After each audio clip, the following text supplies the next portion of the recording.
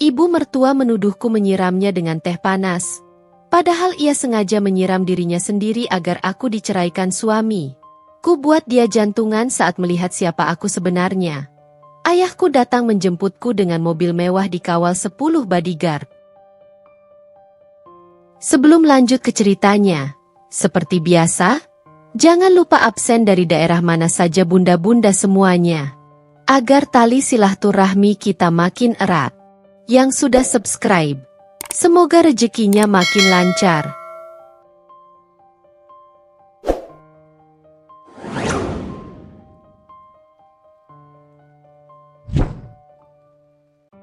Namaku Kinara Adelia. Usiaku baru menginjak 25 tahun ketika aku memutuskan untuk menikah dengan Danu Pratama.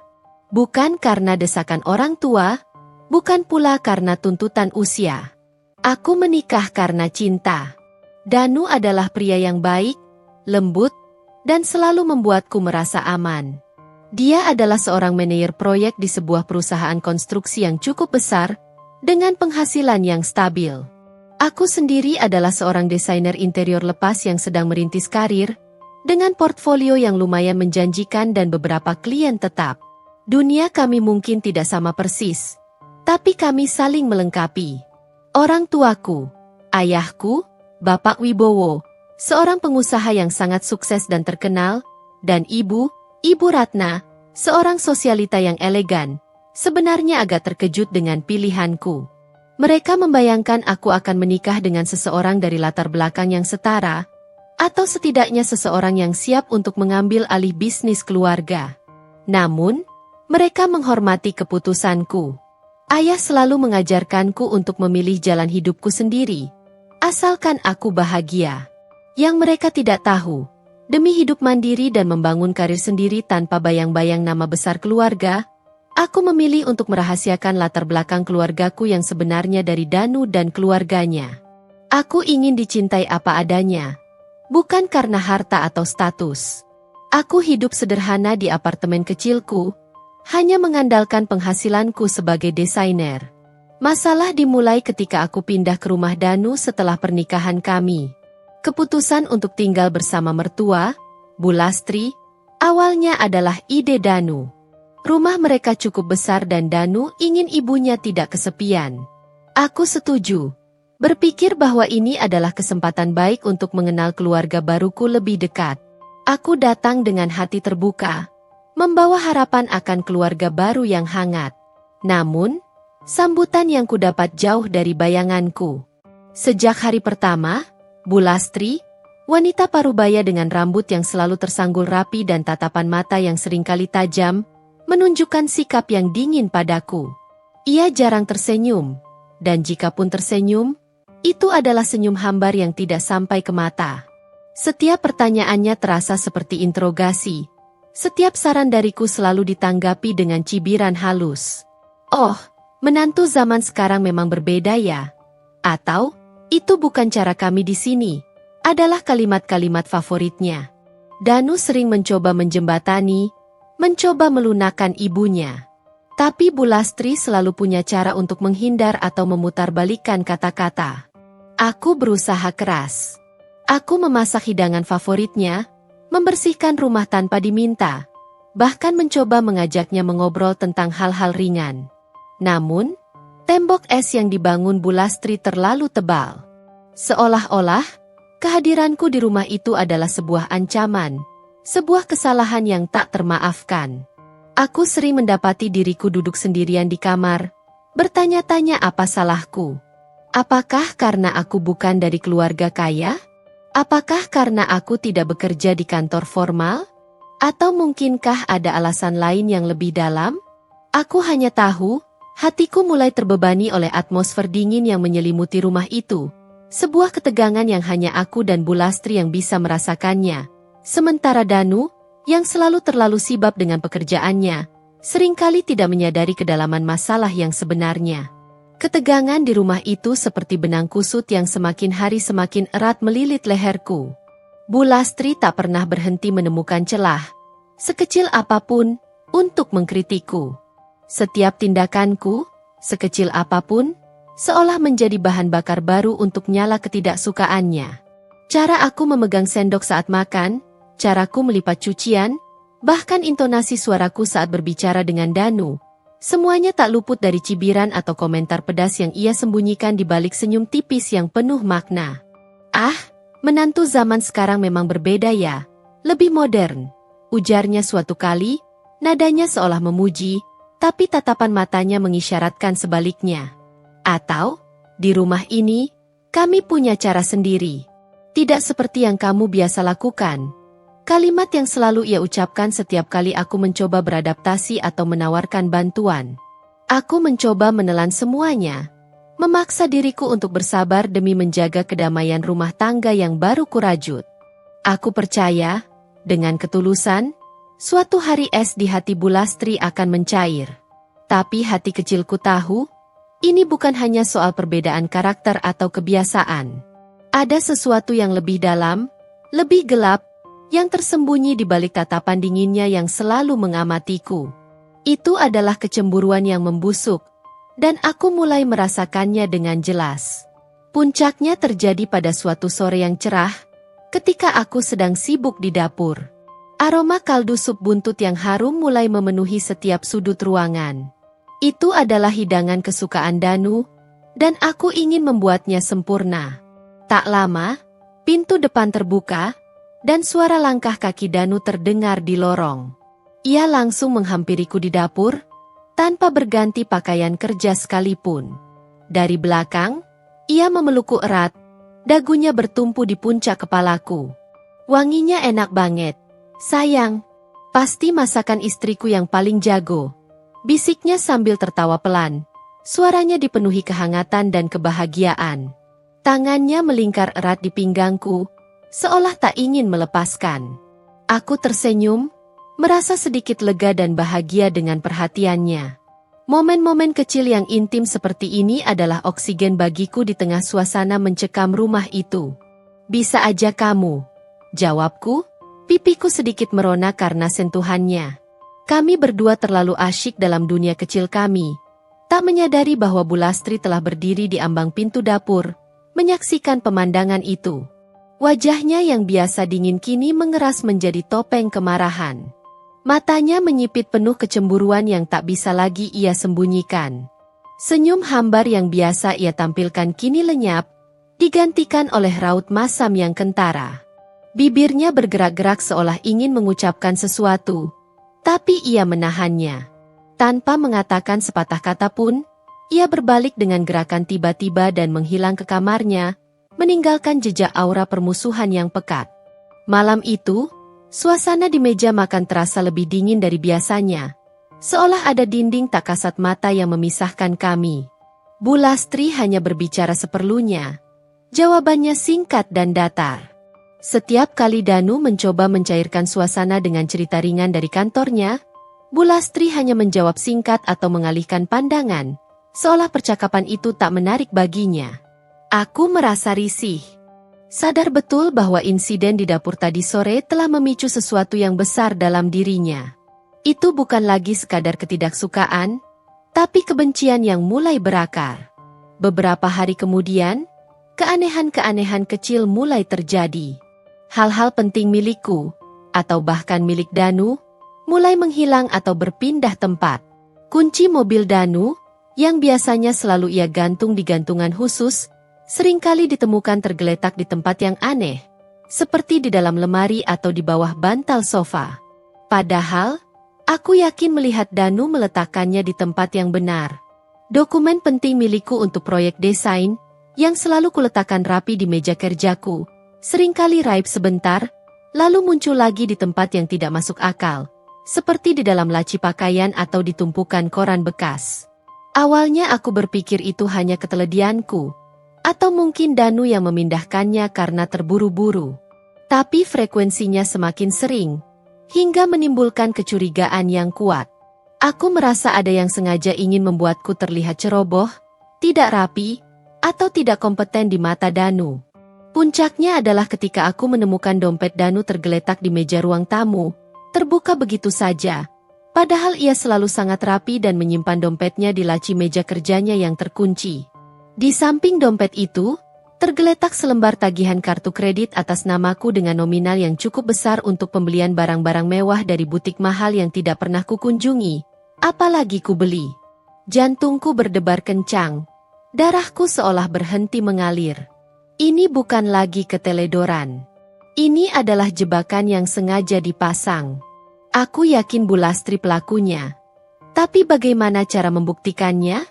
Bagaimana aku bisa membuktikan bahwa dia telah menggunakan kartu kreditku atau bahkan mengambilnya dan berbelanja? Rasa frustrasi yang mendalam dan ketakutan mulai tumbuh dan mencekiku. Aku menyadari bahwa Bu Lastri tidak hanya sekadar tidak menyukaiku. Ia punya agenda tersembunyi yang mengerikan. Kecemburuannya pada hubunganku dengan Danu, ditambah dengan trik-trik kecil yang ia lakukan untuk menjatuhkanku dan membuatku terlihat buruk, mulai membentuk sebuah pola yang jelas. Dia ingin aku pergi, bahkan jika itu berarti menghancurkan pernikahanku. Aku merasa seperti target. Dan Bu Lastri adalah penembaknya yang semakin berbahaya. Aku harus lebih waspada, karena aku tahu, ini baru permulaan dari konflik yang lebih besar dan rumit yang akan segera datang. Insiden tagihan kartu kredit fiktif itu menjadi pukulan telak yang membuatku tersadar sepenuhnya. Aku tahu pasti itu ulah Bu Lastri. Tidak ada orang lain di rumah itu yang memiliki akses leluasa ke barang-barang pribadiku selain dia, dan motifnya sudah sangat jelas terbaca. Dia ingin aku pergi dari kehidupan Danu secepatnya. Namun, membuktikan hal itu terasa seperti mencari jarum dalam tumpukan jerami di tengah badai pasir. Aku tidak bisa begitu saja menuduhnya tanpa bukti konkret, tanpa sesuatu yang tak terbantahkan. Danu pasti akan membela ibunya mati-matian, entah karena loyalitas atau karena ia memang tidak mau melihat kebenaran. Tuduhan tanpa dasar hanya akan memperkeruh suasana, bahkan mungkin mempercepat perpisahan yang Bu Lastri inginkan. Aku memutuskan untuk tidak langsung mengkonfrontasi Bu Lastri. Aku menarik diri sejenak, mengamati, dan mulai bertindak lebih hati-hati, seperti seorang detektif yang sedang menyusun kepingan teka-teki yang rumit. Langkah pertamaku adalah memeriksa kembali semua tagihan dan laporan bankku. Aku menghubungi pihak bank, meminta laporan detail transaksi selama beberapa bulan terakhir. Ternyata, tidak hanya tagihan kartu kredit palsu yang nominalnya cukup besar untuk pembelian barang-barang mewah itu, ada beberapa transaksi kecil yang mencurigakan di toko-toko perhiasan dan butik kelas atas, serta toko-toko daring yang menjual barang branded. Semua transaksi itu terjadi pada jam-jam kerja, saat aku sedang sibuk dengan pekerjaanku di luar rumah atau di studio. Nominalnya tidak terlalu besar untuk setiap transaksi, tetapi akumulasinya cukup signifikan, dan yang terpenting, itu cukup untuk membuatku yakin bahwa seseorang telah menggunakan kartuku secara tidak sah. Itu bukan sekadar kebetulan. Maka, aku mulai memasang jebakan kecil di rumah. Ini adalah permainan kucing-kucingan, dan aku harus lebih cerdik. Aku menaruh benda-benda pribadi di tempat yang sangat spesifik, lalu diam-diam menandainya dengan pensil yang sangat tipis, nyaris tak terlihat mata telanjang, atau menaburkan sedikit bubuk bedak bayi yang sangat halus, yang akan meninggalkan jejak jika disentuh. Misalnya, aku sengaja meninggalkan cincin lamaku di atas meja rias di kamar kami, lalu menyemprotkannya dengan hairspray yang meninggalkan jejak lengket jika disentuh tanpa sengaja, namun tidak merusak cincinnya. Aku juga menempatkan buku harian kecilku di bawah tumpukan pakaian di laci, tapi dengan posisi sedikit miring yang jika disentuh akan berubah. Paling penting, aku mulai menandai kartu-kartu debit dan kreditku yang kusimpan di dompet cadangan. Aku menggunakan pena UV untuk membuat tanda-tanda kecil yang hanya bisa dilihat dengan sinar UV, menempatkannya di sudut yang sulit dijangkau, dan aku mencatat posisi pasti setiap kartu. Aku melakukannya secara acak, tidak hanya satu jebakan, agar tidak mudah terdeteksi oleh Bu Lastri. Aku tahu ia cerdik. Beberapa hari berlalu, dan dugaanku terbukti. Aku menemukan tanda-tanda bahwa seseorang telah mengutak-atik barang-barangku.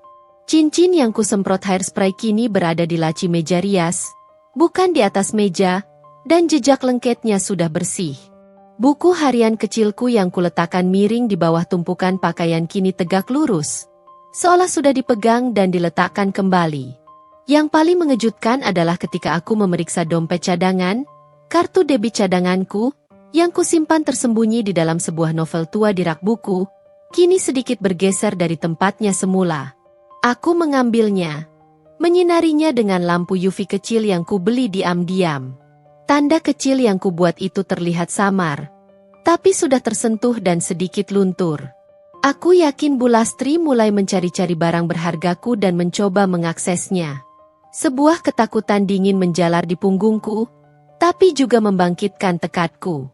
Kecurigaanku terhadap Bu Lastri semakin memburuk dan berubah menjadi keyakinan penuh. Sikapnya tidak membaik, justru semakin menjadi-jadi, hampir seperti ia sengaja memprovokasiku.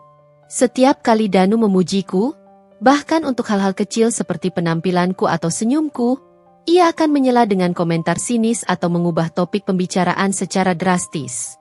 Oh, masakan Kinara memang biasa saja. Lebih enak masakan dulu yang ibu buat.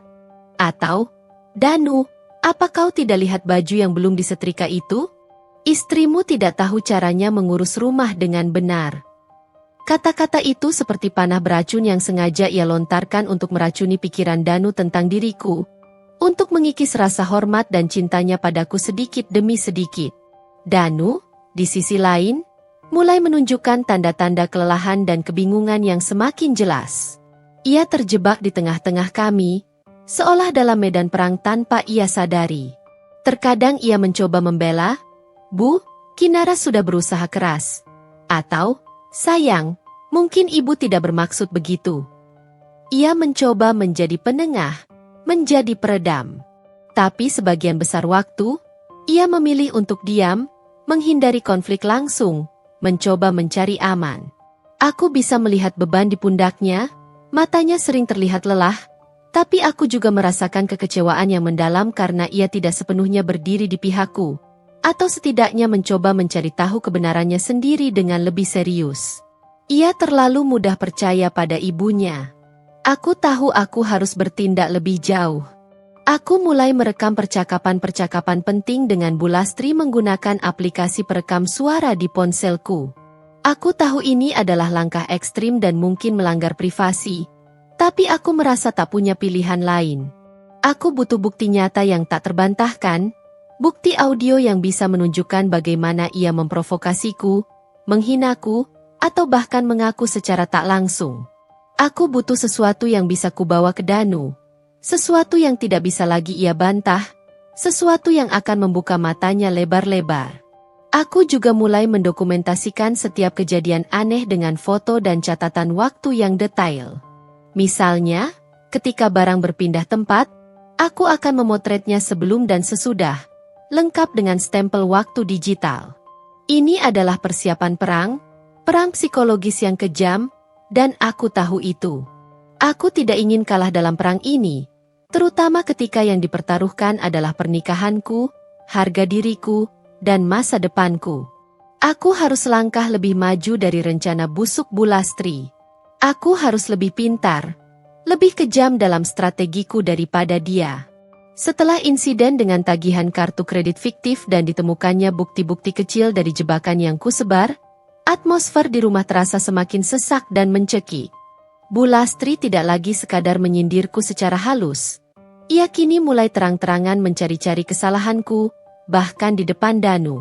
Setiap hari terasa seperti berjalan di atas pecahan kaca yang siap melukai, dan aku selalu harus menjaga diri agar tidak terpeleset. Pernah suatu pagi yang cerah, aku sedang asyik menyiram tanaman mawar kesayanganku di halaman depan. Aroma tanah basah dan bunga mawar memenuhi udara, sedikit meredakan ketegangan yang selalu menyelimutiku. Danu, yang baru saja selesai sarapan, menghampiriku dengan senyum cerah. Ia sudah rapi dengan kemeja kerjanya, siap berangkat ke kantor. "Sayang, nanti siang makan siang di luar yuk? Ada restoran fusion baru yang baru buka. Reviewnya bagus sekali. Aku ingin sekali mencobanya denganmu," ajak Danu, tersenyum hangat, matanya memancarkan kebahagiaan. Aku mengangguk senang, hatiku sedikit terangkat. "Ide bagus. Nanti aku telepon kamu untuk konfirmasi ya," jawabku antusias. Tiba-tiba, Suara langkah kaki yang familiar mendekat. Bu Lastri muncul di ambang pintu, bibirnya membentuk garis tipis. Makan siang di luar? Memangnya tidak bisa masak di rumah, Kinara? Ucapnya dengan nada sinis yang sangat jelas. Boros sekali. Padahal gaji Danu itu untuk kebutuhan rumah tangga, untuk menabung masa depan, bukan untuk foya-foya yang tidak perlu. Danu mencoba membela dengan suara lembut. Bu, ini kan sesekali saja. Lagi pula Kinara kan juga bekerja, jadi bisa patungan. Kami kan juga perlu waktu untuk berdua. Mata Bu Lastri menyala. Ia mendengus, seolah jijik dengan jawaban Danu. Ah, patungan apa? Gaji desainer itu seberapa sih? Tidak seberapa dibanding gaji anakku. Jangan sok-sokan. Istri itu tugasnya menghemat, mengurus rumah, bukan menghabiskan uang suami untuk hal-hal yang tidak penting. Kata-katanya menohok, menusuk tepat di ulu hatiku. Setiap kalimatnya adalah usaha telanjang untuk merendahkanku, untuk membuatku terlihat buruk dan tidak berharga di mata Danu. Aku hanya bisa memaksakan senyum kaku dan melanjutkan menyiram tanaman, berusaha sekuat tenaga menahan air mata yang mendesak untuk jatuh. Aku tak ingin terlihat lemah di depannya. Tekanan psikologis itu semakin menjadi-jadi. Bu Lastri mulai melakukan hal-hal yang lebih ekstrim, menunjukkan sisi manipulatifnya. Aku sering mendengar bisikan-bisikan halus dari kamarnya, seolah-olah ia sedang berbicara dengan seseorang di telepon. Tapi suaranya sengaja dibuat cukup keras agar aku bisa mendengarnya, bahkan dari ruang keluarga. Iya, nak, ibumu ini sudah tua, sendirian di rumah. Kasihan Danu. Harus kerja keras membanting tulang padahal istrinya tidak becus mengurus rumah, tidak bisa masakan enak, tidak bisa menghemat. Bisiknya suatu kali, nadanya terdengar sendu dan penuh kepasrahan. Anakku itu sebenarnya anak yang berbakti, sangat perhatian pada ibunya. Tapi sejak ada dia, sudahlah. Ibu cuma bisa pasrah. Ikhlas saja kalau memang harus begini. Bisikan penghasutan itu jelas dan sengaja ditujukan untuk Danu, yang kebetulan lewat di dekat kamar ibunya saat itu. Aku melihat Danu berhenti sejenak, menghela napas panjang, lalu melanjutkan langkahnya dengan wajah murung dan bahu yang tampak lebih berat. Aku tahu Bu Lastri sengaja memainkan peran korban yang tertindas, membangun narasi bahwa aku adalah menantu yang buruk, boros, tidak becus, dan tidak pantas untuk Danu.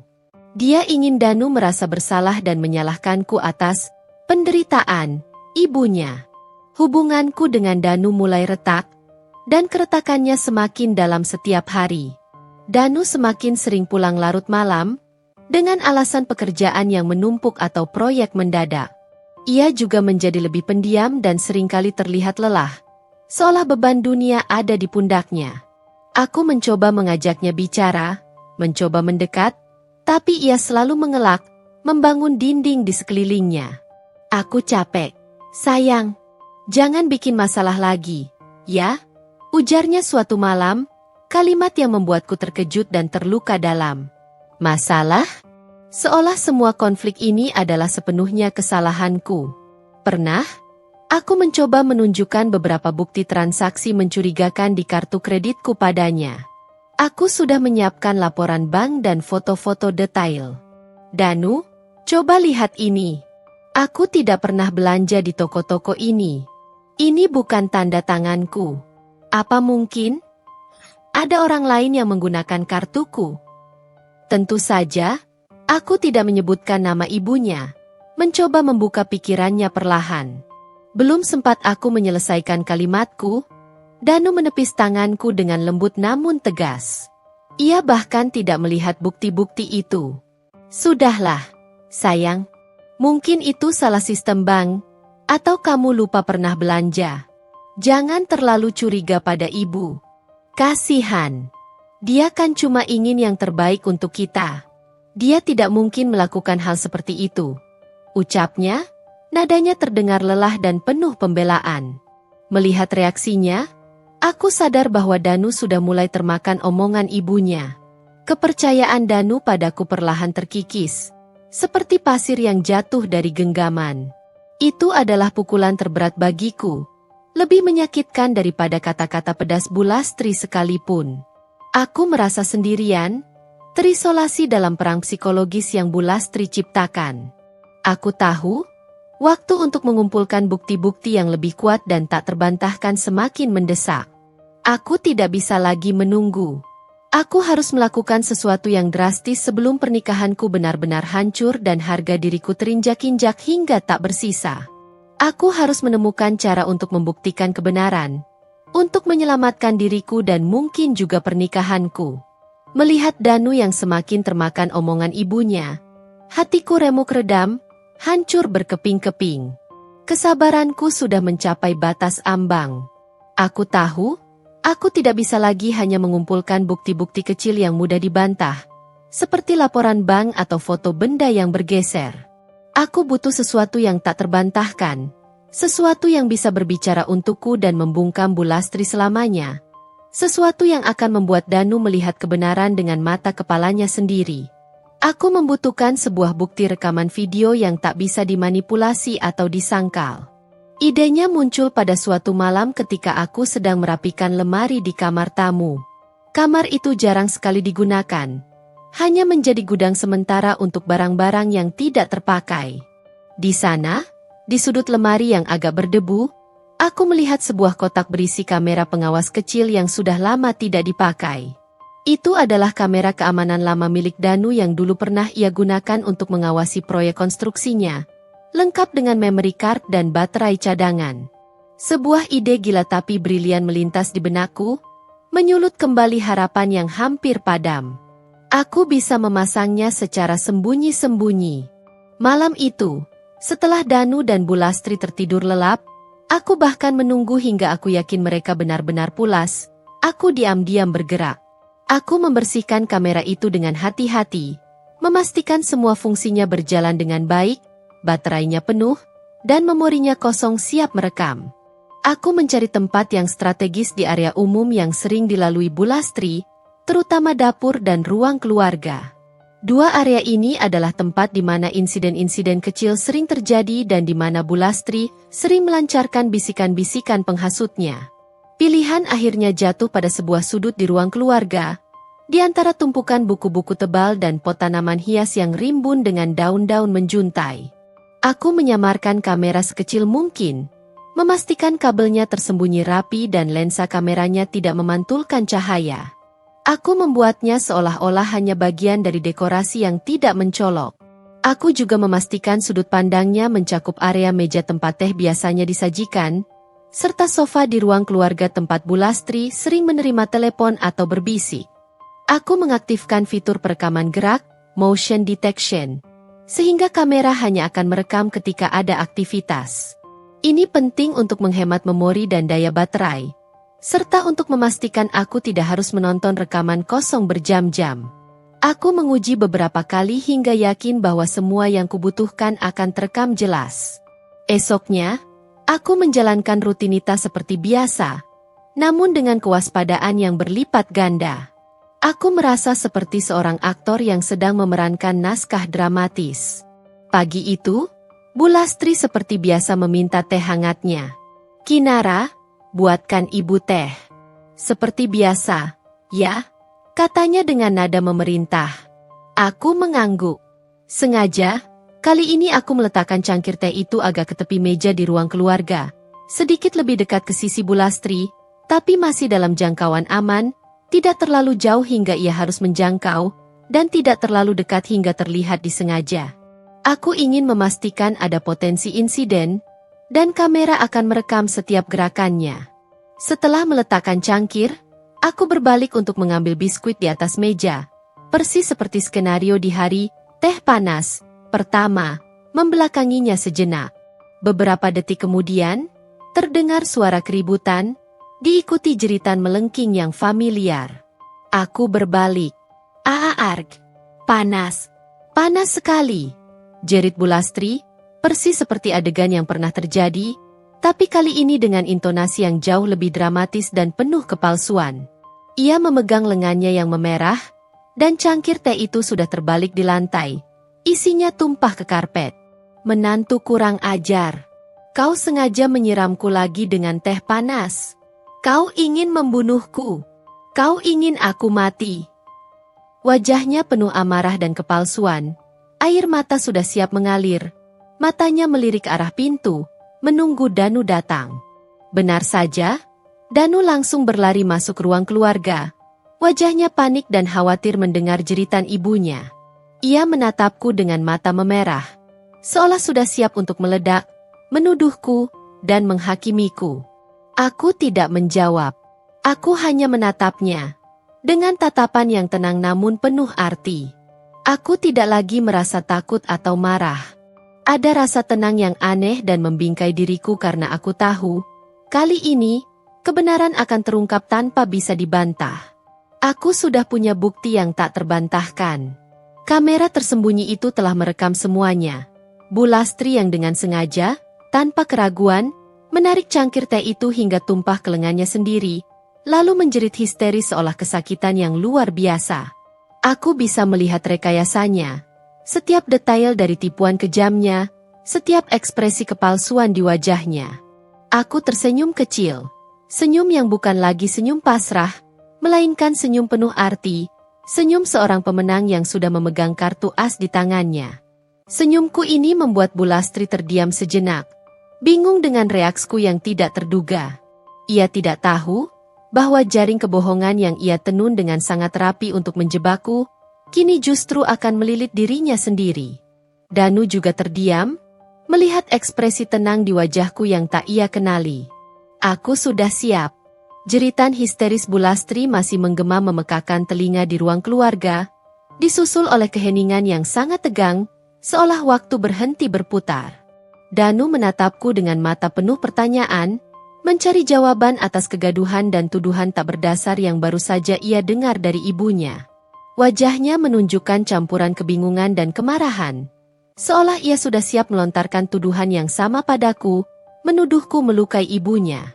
Namun, kali ini aku tidak akan membiarkannya. Aku sudah siap menghadapi kebenaran. Aku mengangkat tanganku, sebuah isyarat lembut namun tegas untuk menghentikan setiap kata pembelaan atau tuduhan yang mungkin akan keluar dari bibirnya. Danu, suaraku terdengar tenang, meskipun jantungku berdebar kencang. Aku tahu apa yang sedang ibu coba lakukan. Dan yang terpenting, aku punya buktinya. Bu Lastri, yang semula sibuk memegangi lengannya dengan ekspresi kesakitan berlebihan yang kentara dibuat-buat, tiba-tiba terdiam. Mimik wajahnya berubah drastis.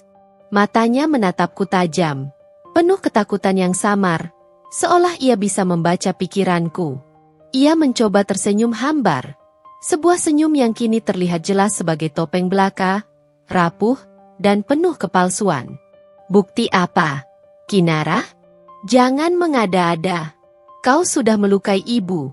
Sekarang kau ingin menuduh ibu berbohong? Kau menantu durhaka.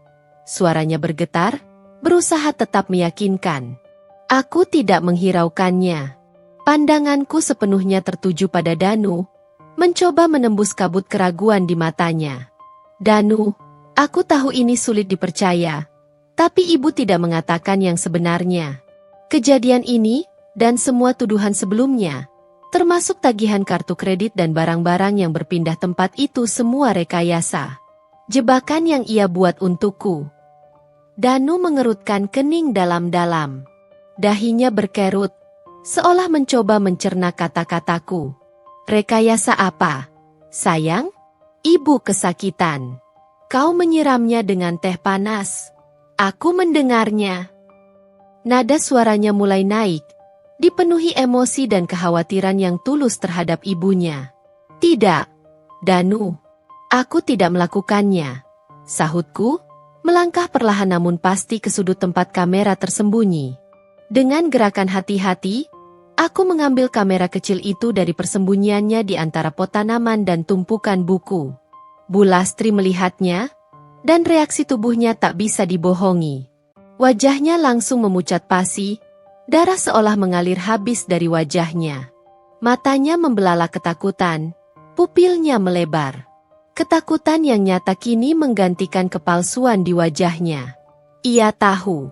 Ia tahu semua kebohongannya akan terungkap. Apa itu?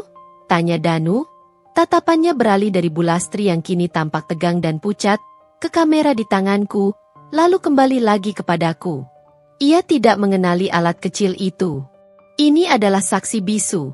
Danu, jawabku, suaraku masih tenang namun penuh keyakinan. Ini akan menunjukkan kebenaran yang selama ini tertutup oleh kebohongan ibu. Aku menyambungkan kamera itu ke televisi layar datar di ruang keluarga menggunakan kabel HDMI yang sudah kusiapkan sebelumnya. Dengan beberapa sentuhan cepat pada tombol kamera, aku memutar rekaman pagi itu. Danu dan Bulastri sama-sama terpaku di depan layar televisi. Mata mereka tak berkedip, seolah tak percaya pada apa yang mereka saksikan. Mereka melihat adegan yang terulang di depan mata mereka, namun dari sudut pandang yang berbeda, sudut pandang objektif.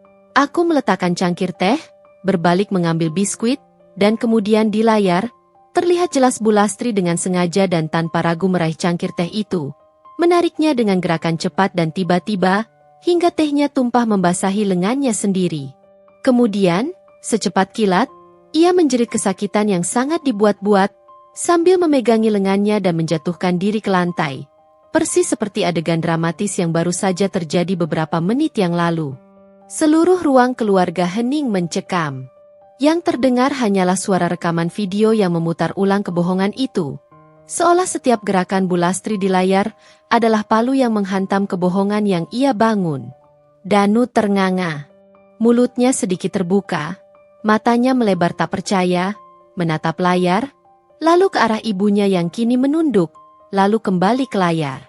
Wajahnya yang semula penuh kemarahan dan kebingungan kini berubah menjadi pucat pasi karena syok, lalu perlahan memerah karena rasa malu, kekecewaan, dan pengkhianatan yang baru disadarinya. Ia terlihat seperti seseorang yang baru saja menerima tamparan keras di wajahnya. Bulastri, yang menyadari dirinya telah tertangkap basah, mencoba melarikan diri, bergerak cepat ke arah pintu keluar. Namun Danu, yang kini sudah bangkit dari keterkejutannya, segera menahannya. Ia mencengkeram lengan ibunya, tidak lagi dengan kelembutan yang biasa ia tunjukkan. "Ibu! Apa-apaan ini?" Suaranya bergetar hebat, tidak lagi lembut, melainkan dipenuhi kekecewaan dan amarah yang mendalam, sebuah kemarahan yang jujur. "Apa yang ibu lakukan? Kenapa ibu melakukan ini?" Bulastri gemetar, tubuhnya berguncang, mencoba mencari alasan, mencoba menyelamatkan diri dari jurang kebenaran yang terbuka lebar. "Tidak, Danu. Itu hanya kebetulan. Kinara yang memasangnya. Dia ingin menjebak ibu. Dia jahat. Nah, percaya ibu." Aku mematikan rekaman video di televisi. "Kebetulan? Ibu lihat, Danu?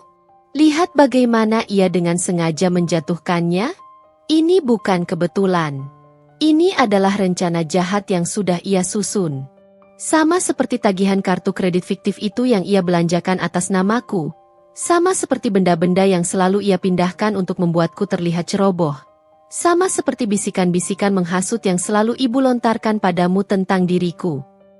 Aku mengambil ponselku lagi, dan memutarkan beberapa rekaman suara yang berhasil kurekam sebelumnya, yang berisi bisikan Bulastri yang penuh provokasi, penghasutan, dan tuduhan tak berdasar tentang diriku pada orang lain, atau yang ia tujukan agar Danu mendengarnya. Danu menutup matanya erat-erat, tangannya mengepal keras di samping tubuhnya, seolah menahan ledakan emosi. Ia tidak bisa lagi menyangkalnya. Bukti di depan matanya terlalu jelas, terlalu terang benderang. Ia telah dipermainkan, dibohongi, dan yang melakukan itu adalah ibunya sendiri. Orang yang paling ia percaya, orang yang selalu ia bela. Wajahnya menunjukkan kekecewaan yang luar biasa, terpukul, seolah seluruh dunia yang ia kenal telah runtuh dalam sekejap. Aku bisa melihat air mata mulai menggenang di sudut matanya. Air mata dari seorang anak yang baru saja menyadari bahwa ibunya bukanlah sosok sempurna yang selama ini ia puja. Di sisi lain, Bulastri terdiam membisu, tubuhnya gemetar ketakutan, menatapku dengan tatapan penuh kebencian dan penyesalan yang terlambat. Rencananya telah terbongkar secara brutal, dan dia tidak memiliki tempat untuk bersembunyi. Keterkejutan Danu tak terlukiskan. Wajahnya yang semula tegang kini benar-benar memucat, lalu perlahan memerah karena rasa malu dan pengkhianatan yang mendalam. Ia melepaskan pegangannya pada Bulastri, mundur selangkah, seolah tak lagi mengenali wanita di hadapannya, wanita yang selama ini ia puja sebagai sosok ibu yang sempurna. Nafasnya memburu tak beraturan, matanya masih terpaku pada ibunya, yang kini meringkuk di lantai, wajahnya tertunduk dalam, mencoba menyembunyikan rasa malu dan kegagalan yang telak. Seluruh tubuh Bulastri gemetar hebat, bukan lagi karena sandiwara kesakitan, melainkan karena ketakutan yang nyata dan kenyataan pahit bahwa ia telah terbongkar, tak punya tempat lagi untuk bersembunyi. Ibu! Ibu kenapa melakukan ini? Suara Danu tercekat, syarat akan kekecewaan mendalam yang tak pernah kubayangkan bisa keluar dari mulutnya untuk sang ibu. Nada suaranya bergetar, memohon sebuah jawaban atas apa yang baru saja ia saksikan. Kenapa ibu harus membohongi Danu? Kenapa ibu? Ibu melakukan ini pada Kinara? Bukankah ibu tahu ini menyakiti kami berdua? Bulastri mengangkat kepalanya perlahan, air mata mulai membanjiri pipinya. Namun kali ini bukan air mata kepalsuan yang penuh akting. Itu adalah air mata penyesalan dan keputusasaan. Danu, anakku. Ibu. Ibu hanya ingin yang terbaik untukmu. Rucahnya, suaranya parau dan serak karena tangis. Ia merangkak sedikit mendekat ke arah Danu, mencoba meraih kakinya seolah memohon belas kasihan. Ibu tidak ingin kau bersama wanita ini. Dia tidak pantas untukmu. Dia hanya akan menghabiskan uangmu. Dia tidak bisa mengurus rumah. Dia tidak tahu bagaimana menjadi istri yang baik. Aku mendengus pelan, tak percaya dengan pembelaan dan tuduhan tak berdasarnya yang masih terus ia lontarkan. Tidak pantas? Menghabiskan uang? Ibu mengatakannya setelah ibu sendiri yang menghabiskan uangku dengan kartu kredit palsu itu, dan menuduhku yang melakukannya. Suaraku mengandung ironi yang jelas, tapi Bulastri hanya menatapku dengan tatapan penuh dendam. Diam. Jangan ikut campur. Kau sudah menghancurkan segalanya. Bulastri membentakku, matanya memancarkan kebencian yang mendalam, lebih dari yang pernah kulihat sebelumnya. Ini urusan ibu dan Danu. Kau perusak. Danu mengalihkan pandangannya dariku ke Bulastri lagi. Matanya menyipit marah. Cukup, Bu. Bentakannya keras, membuat Bulastri tersentak dan terdiam sesaat, terkejut dengan nada suara anaknya. Bagaimana ibu bisa berpikir ini adalah hal terbaik? Ibu menuduh istriku sendiri, menjebaknya dengan cara serendah ini, membuatku meragukannya, membuatku menyakitinya.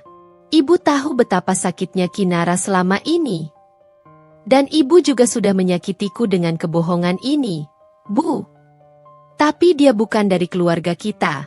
Danu. Dia tidak selevel dengan kita. Dia tidak pantas untukmu. Bulastri mencoba bangkit, merangkak mendekati Danu lagi, mencoba meraih tangannya, memaksakan sentuhan. Ibu mencarikan yang lebih baik. Anak seorang pejabat, anak pengusaha kaya, dia akan membawamu lebih tinggi. Danu. Dia akan membuatmu sukses, bukan menantu yang hanya menghabiskan uangmu. Danu menepis tangan ibunya dengan kasar, tatapan matanya kini penuh kemarahan yang membara. Aku tidak butuh itu, Bu. Aku tidak butuh pernikahan yang didasari harta atau status. Aku mencintai Kinara. Aku tidak peduli dia dari keluarga mana. Aku mencintainya apa adanya. Sebagai Kinara. Kenapa ibu tidak bisa menerima itu? Suaranya bergetar menahan tangis. Emosinya meledak. Perdebatan ini, pembongkaran kebohongan ini, pengkhianatan ini, jelas menghancurkan hatinya menjadi serpihan. Ia terlihat seperti anak kecil yang baru saja menyadari bahwa dongeng indah yang ia percayai ternyata adalah kebohongan besar. Aku mengamati Danu dari kejauhan. Ada luka yang sangat dalam di matanya, lebih parah dari yang kubayangkan. Ia adalah anak yang sangat berbakti, Selalu mengutamakan ibunya di atas segalanya, bahkan di atasku. Melihatnya kini terluka begitu parah karena kebohongan orang yang paling ia cintai, membuatku merasakan sedikit rasa bersalah yang aneh. Meskipun aku tahu ini adalah satu-satunya cara untuk mengungkap kebenaran dan menyelamatkan diriku sendiri. Bu Lastri terus meratap, mencoba menggeser simpati Danu kembali padanya. Ia mulai menciptakan drama baru yang lebih besar. Menangis histeris, memukul-mukul dadanya sendiri, bahkan menjambak rambutnya. Anakku tidak mencintai ibu lagi. Dia lebih memilih wanita itu. Ibu rela mati saja. Danu, biarkan ibu mati sekarang saja. Namun, kali ini, Danu tidak lagi termakan. Kekecewaan di wajahnya terlalu dalam, terlalu membekas. Ia berbalik, menatapku dengan mata yang basah, penuh penyesalan yang mendalam. Kinara, aku minta maaf. Aku sungguh minta maaf. Aku tidak tahu, aku tidak pernah menyangka ibu akan melakukan hal sekeji ini. Suaranya menghilang di tenggorokan, dan ia menundukkan kepalanya, tidak mampu menatap mataku.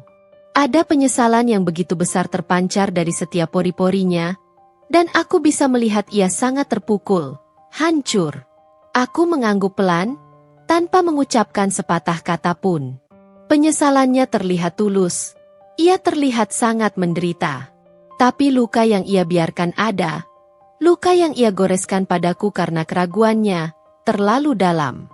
Aku tahu, hubungan kami tidak akan pernah sama lagi. Kepercayaan telah retak, seperti cermin yang pecah. Malam itu, untuk pertama kalinya sejak kami menikah, Danu tidak masuk ke kamar kami. Ia memilih tidur di ruang kerja, meninggalkan Bu Lastri yang masih meratap sendirian di ruang keluarga, dikelilingi kehampaan dan akibat dari kebohongannya yang kini terkuak. Badai telah datang, dan dampaknya jauh lebih besar dari yang kubayangkan.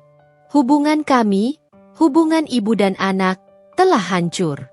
Malam itu, setelah pertengkaran yang memilukan dan pembongkaran kebohongan Bu Lastri, Danu benar-benar tidak masuk ke kamar kami. Aku mendengar suara langkah kakinya mondar-mandir di ruang kerja, sesekali diselingi dengusan napas berat yang menunjukkan kegelisahan dan kebingungan mendalam. Bu Lastri sendiri, setelah puas meratap dan menyadari bahwa dramanya tidak lagi mempan pada Danu yang sudah melihat bukti, akhirnya terdiam. Keheningan yang mengikuti badai itu terasa lebih menusuk dan memekakan daripada pertengkaran itu sendiri, seolah memakan sisa-sisa harapan dalam diriku. Aku berbaring sendirian di tempat tidur yang terasa begitu dingin, menatap langit-langit kamar, memikirkan kembali setiap detail dari semua yang telah terjadi. Kemenangan ini terasa sangat pahit. Harganya adalah keretakan yang dalam pada pondasi pernikahanku. Pagi harinya, suasana di meja makan sangat canggung, dingin, dan penuh ketegangan. Danu datang dengan mata bengkak dan wajah lelah, terlihat jelas seperti tidak tidur semalaman. Bu Lastri tidak menampakkan diri sama sekali, entah karena malu atau karena masih merajuk.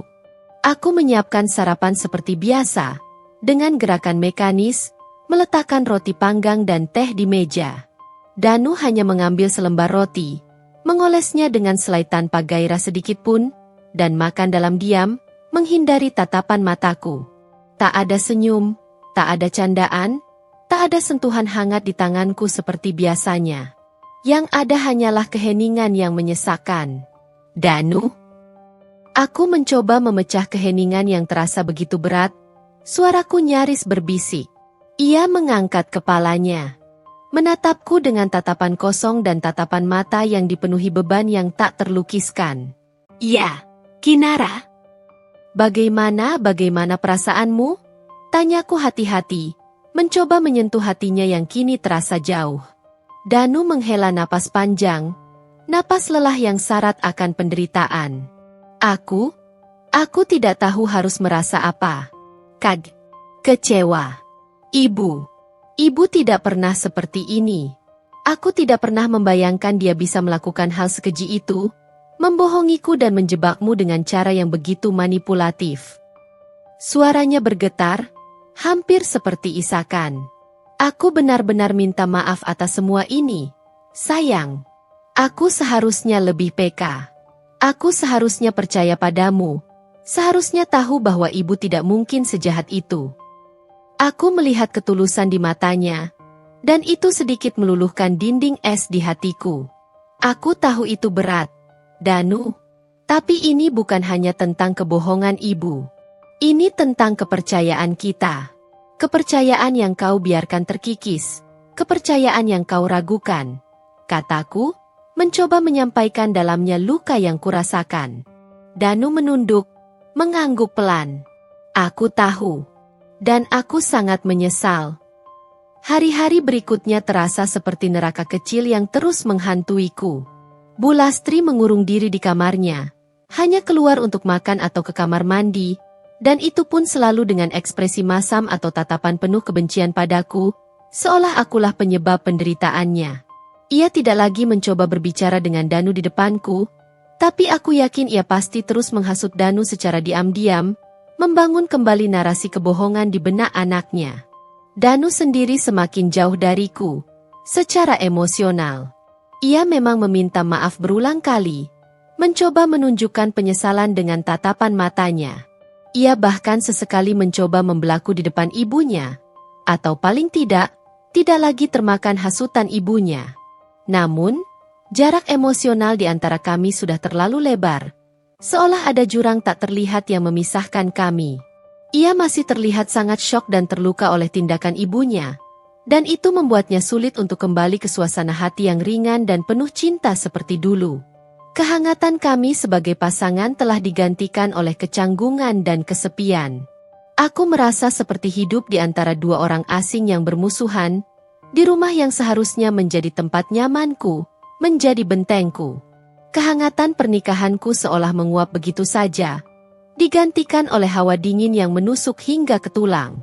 Aku semakin sering menghabiskan waktu di studio kerjaku, mencari klien di luar kota, atau bahkan hanya sekadar nongkrong di kafe, hanya untuk menghindari atmosfer mencekik di rumah itu.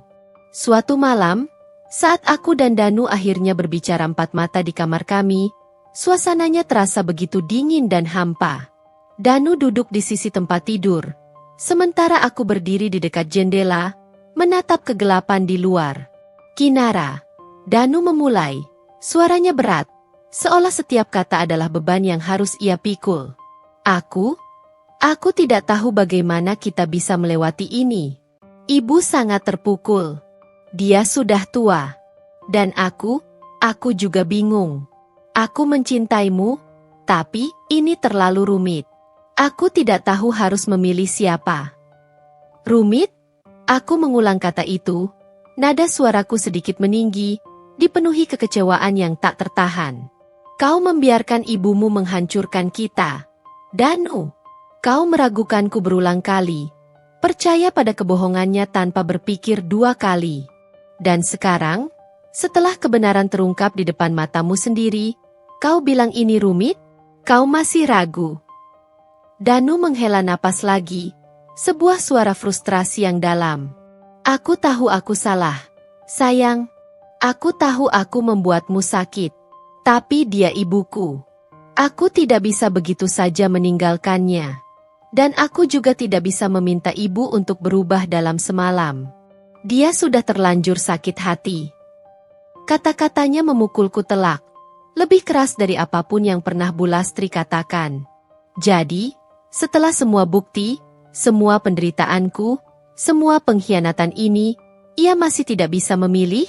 Ia masih ingin hidup dalam kondisi abu-abu yang menyakitkan ini, membiarkan aku terus terluka oleh ibunya? Aku menatapnya, air mata mulai menggenang di mataku, pandanganku mengabur. Jadi, apa yang kau inginkan, Danu? Kau ingin aku terus hidup seperti ini? Di rumah yang penuh kebencian, dengan mertua yang mencoba menghancurkan hidupku, dan suami yang tidak bisa menentukan sikap, yang selalu memilih ibunya di atas kebenaran dan kebahagiaanku. Danu menunduk, tidak menjawab. Keheningan itu adalah jawaban paling menyakitkan yang bisa ia berikan. Pada saat itulah, aku tahu. Aku tidak bisa lagi bertahan. Cinta saja tidak cukup jika tak ada kepercayaan yang teguh. Jika tak ada keberanian untuk berdiri di sampingku, jika ia tidak bisa memprioritaskan pasangannya. Aku sudah memberikan semua yang kumiliki, berjuang mati-matian untuk pernikahan ini. Tapi ini bukan lagi rumah yang bisa kubangun kebahagiaanku. Sebuah keputusan sulit, namun sudah bulat, telah terbentuk di benakku, sebuah keputusan yang akan mengubah segalanya. Aku harus pergi, demi diriku sendiri, demi harga diriku, dan demi mencari kebahagiaan yang pantas kudapatkan. Malam itu, setelah Danu terlelap di ruang kerjanya, suara dengkuran halusnya sesekali terdengar samar, dan keheningan mencekam menyelimuti rumah. Aku tidak bisa tidur sekejap pun. Keputusan itu sudah bulat, terpatri kuat di benakku, aku harus pergi. Tidak ada lagi yang bisa dipertahankan dari pernikahan yang telah kehilangan bukan hanya kehangatannya, tetapi juga fondasi kepercayaannya. Aku tidak bisa lagi hidup dalam tekanan, kebencian, dan manipulasi seperti ini, bersembunyi di balik bayang-bayang orang lain. Aku tahu Danu tidak sepenuhnya bersalah. Ia juga korban dari manipulasi licik ibunya. Namun, fakta bahwa ia telah gagal melindungiku, berulang kali meragukanku dan membiarkanku terluka, adalah pukulan yang tidak bisa kuabaikan. Aku bangkit dari tempat tidur, bergerak pelan seolah bayangan, agar tidak menimbulkan suara sekecil apapun yang bisa membangunkan siapapun. Kakiku menginjak lantai dingin, dan aku berjalan ke sudut kamar, tempat tasku berisi ponsel dan dompet kecilku berada. Aku meraih ponselku. Ada satu nomor yang sudah sangat lama tidak kuhubungi untuk hal-hal pribadi. Sebuah nomor yang selalu menjadi jaring pengaman terakhirku, satu-satunya kartu as yang sengaja kusimpan rapat-rapat dari Danu dan Bu Lastri. Nomor ayahku, Bapak Wibowo. Panggilan ini adalah pengakuan kegagalanku dalam hidup mandiri, tapi aku tahu ini adalah satu-satunya jalan keluar. Aku menarik napas dalam-dalam, menenangkan diri. Jari-jariku menekan tombol panggil. Butuh beberapa detik yang terasa seperti keabadian sebelum suara berat dan berwibawa itu terdengar di ujung sana. Halo? Kinara? Ada apa? Tumben sekali menelepon malam-malam begini. Suara ayah terdengar sedikit terkejut, namun tetap tenang dan terkontrol seperti biasa. Ciri khasnya dalam menghadapi situasi apapun. Aku bisa membayangkan dia baru saja selesai bekerja di ruang kantor pribadinya di rumah, atau mungkin sedang membaca buku-buku tebal tentang ekonomi dan bisnis yang selalu memenuhi mejanya. Suara ayah yang akrab, penuh kasih sayang, dan menenangkan itu membuat tanggul emosiku runtuh seketika.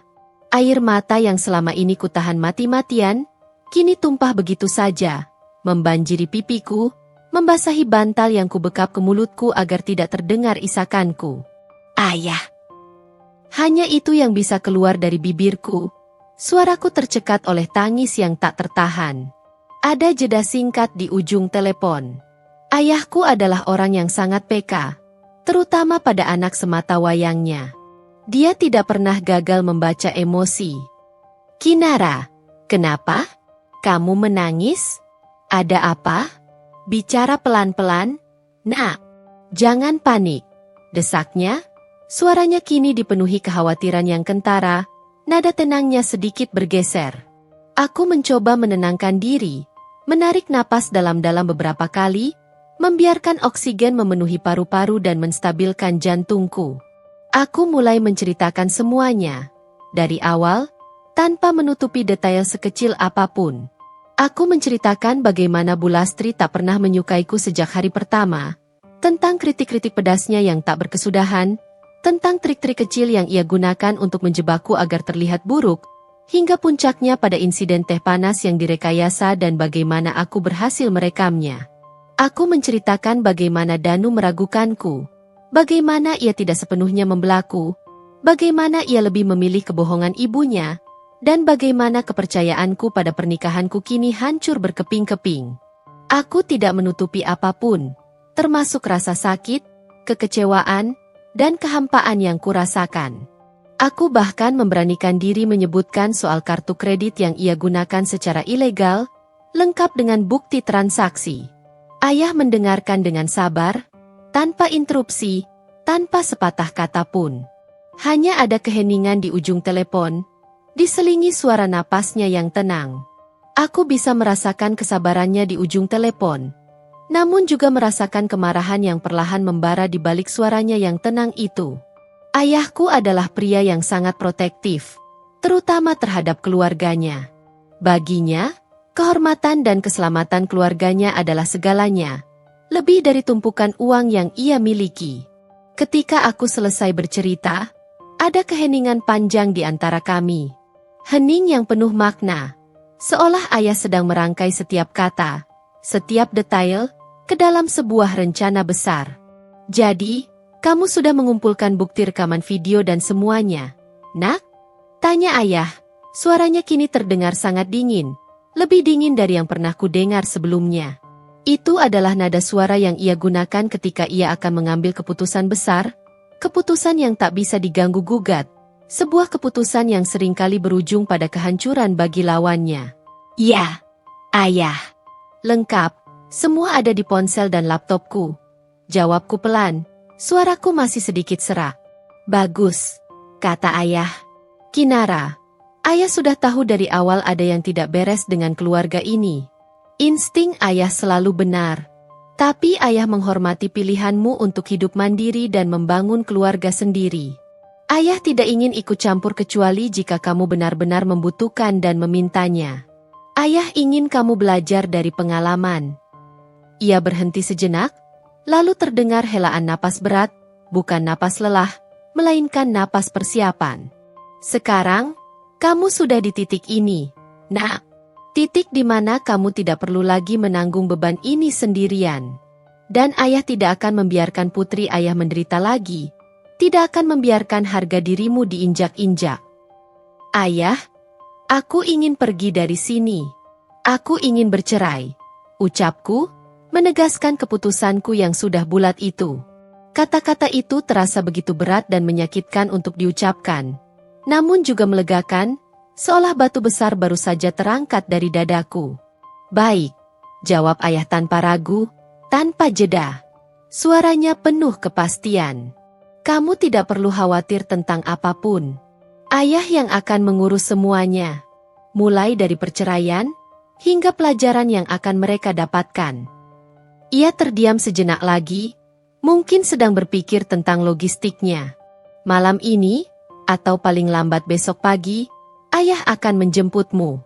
Ayah akan kirim tim untuk memastikan kamu aman. Berkemaslah. Bawa hanya yang penting. Dan ingat, nak, tidak ada yang bisa menyakitimu lagi. Mereka akan tahu siapa sebenarnya Kinara Adelia yang selama ini mereka remehkan. Panggilan telepon itu berakhir. Namun dampaknya begitu besar dan terasa sampai ke tulang sumsumku. Beban yang selama ini menumpuk di pundakku, tekanan yang mencekik napasku, seolah terangkat sebagian. Aku tahu, dengan campur tangan ayah, semua akan berubah drastis. Aku tahu, badai besar baru akan dimulai, tapi kali ini, aku tidak sendiri. Aku memiliki dukungan yang tak tergoyahkan, sebuah kekuatan yang belum pernah mereka duga. Ayahku akan datang, dan kehadirannya akan mengubah segalanya, menjungkir balikkan dunia mereka. Panggilan telepon dengan ayah berakhir. Namun adrenalin dalam diriku justru melonjak tajam, memompa darah ke seluruh tubuhku. Hatiku berdebar kencang, antara lega karena akhirnya ada jalan keluar, takut akan ketidakpastian yang menanti, dan sebuah kegembiraan aneh karena sebentar lagi aku akan bebas. Fajar akan segera tiba, dan dengan itu, fajar baru dalam hidupku. Aku tidak punya banyak waktu. Ayah hanya mengatakan, malam ini atau besok pagi, berarti aku harus bersiap siaga setiap saat. Aku mulai bergerak dengan sangat hati-hati, seperti seorang pencuri di rumah sendiri. Langkah pertamaku adalah mengambil kembali kamera tersembunyi yang kugunakan sebagai bukti tak terbantahkan. Aku harus memastikan Danu atau Bulastri tidak menemukannya dan menghancurkannya. Dengan hati-hati, aku mencabutnya dari persembunyian di antara tanaman dan buku, lalu menyimpannya di tas jinjing kecilku yang selalu kubawa kemana-mana, seolah itu hanya tas kerja biasa. Laptop yang berisi salinan video, rekaman suara, Dan semua bukti transaksi mencurigakan juga menjadi prioritas utama. Aku mengamankannya di tempat yang sama, memastikan semua data pentingku aman di genggamanku. Selanjutnya, aku mulai berkemas. Ayah bilang bahwa yang penting saja. Bagi Kinara Adelia yang selama ini hidup mandiri dan sengaja menyembunyikan identitas aslinya, yang penting bukan berarti barang mewah atau perhiasan mahal yang bisa kubeli dengan mudah. Yang penting, berarti dokumen-dokumen pribadiku yang esensial, akta nikah, yang sebentar lagi akan kuubah statusnya, kartu identitas, paspor, buku tabungan, dan surat-surat penting lainnya, serta beberapa set pakaian secukupnya untuk beberapa hari ke depan. Aku memilih pakaian yang paling sederhana dan kasual, seolah-olah aku hanya akan pergi untuk liburan singkat atau kunjungan kerja mendadak keluar kota. Agar tidak menimbulkan kecurigaan apapun jika ada yang melihatku. Aku bergerak sangat senyap, memastikan setiap laci yang kubuka dan kututup tidak menimbulkan suara berderit atau berisik. Setiap langkahku di lantai kayu terasa seperti derap guntur di tengah keheningan malam yang pekat, membuatku terus-menerus waspada. Aku berkali-kali mengintip keluar kamar, menyimak setiap suara, memastikan tidak ada pergerakan dari kamar Bulastri atau ruang kerja Danu. Kupu-kupu di perutku berterbangan tak karuan, membayangkan apa yang akan terjadi ketika ayah benar-benar tiba. Aku membayangkan ekspresi kaget, marah, dan penyesalan Bulastri dan Danu. Akan ada kekacauan besar, sebuah ledakan emosi yang tak terhindarkan. Aku tahu itu. Jam terus berdetak. Setiap detiknya terasa lambat. Dari balik jendela kamar, langit mulai berubah dari gelap pekat menjadi semburat abu-abu kebiruan. Fajar pertama mulai menyingsing, membawa serta udara dingin dan ketegangan yang makin pekat. Aku sudah selesai berkemas. Tas jinjing kecilku sudah siap di samping pintu kamar, menunggu aba-aba. Aku duduk di tepi tempat tidur, menatap sekeliling kamar yang selama beberapa tahun ini menjadi saksi bisu kebahagiaan singkat dan penderitaan panjangku. Sebuah babak penting dalam hidupku akan segera berakhir, dan babak yang baru akan segera dimulai. Aku menatap jam di dinding. Pukul 5 pagi waktu Indonesia Barat. Sebentar lagi Danu akan bangun untuk salat subuh, dan Bulastri juga biasanya bangun pagi untuk memulai aktivitasnya. Jantungku berpacu lebih cepat, detakannya terasa memukul-mukul gendang telingaku. Aku tidak tahu kapan persisnya ayah akan tiba, tapi aku harus siap kapan saja. Aku merasa seperti mata-mata dalam film aksi, seorang agen rahasia yang sedang menunggu sinyal evakuasi dari misi berbahaya. Tiba-tiba, ponselku bergetar. Sebuah pesan masuk dari nomor tak dikenal, bukan nomor ayah langsung, tapi dari timnya. Kinara, kami sudah di dekat gerbang kompleks. Bersiaplah. Jaga ponselmu tetap menyala. Jangan panik. Itu dia. Waktu evakuasi. Napas tertahan di tenggorokanku. Ini dia. Waktunya telah tiba. Aku berdiri, mengambil tasku, dan melangkah perlahan menuju pintu kamar. Aku melirik arah ruang kerja Danu, pintu yang sedikit terbuka, menunjukkan cahaya lampu yang masih menyala. Sebuah rasa sedih yang aneh menyelimutiku. Mungkin ini adalah perpisahan terakhir kami, tanpa kata, tanpa pamit, tanpa penjelasan lebih lanjut. Aku tidak tahu kapan, atau jika, aku akan kembali ke rumah ini lagi. Yang ku tahu, aku harus pergi sekarang. Pesan singkat di ponselku adalah sinyal yang ku tunggu-tunggu.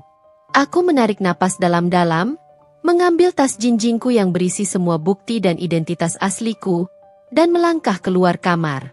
Setiap langkah di koridor terasa seperti gema yang memantul di dinding keheningan rumah itu, mengiringi kepergianku.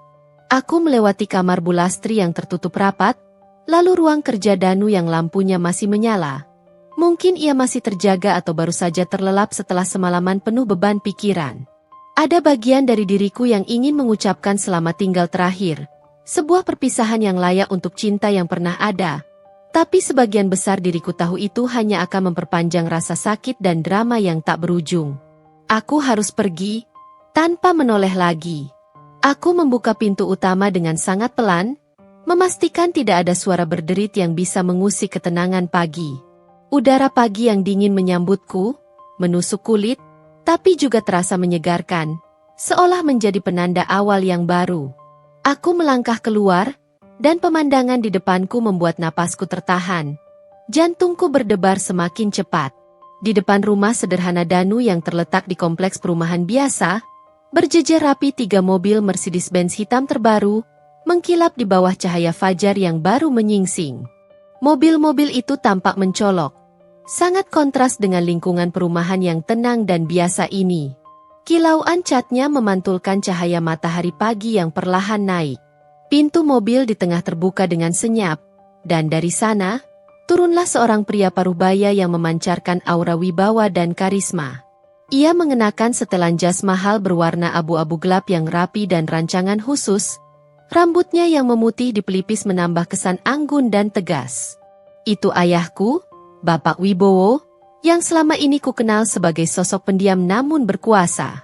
Di belakangnya, dengan postur tegap, rahang tegas, dan tatapan mata tajam yang mengawasi sekeliling, berdiri 10 pria berbadan tegap berseragam hitam, masing-masing dengan AirPH di telinga mereka dan aura profesionalisme yang kuat.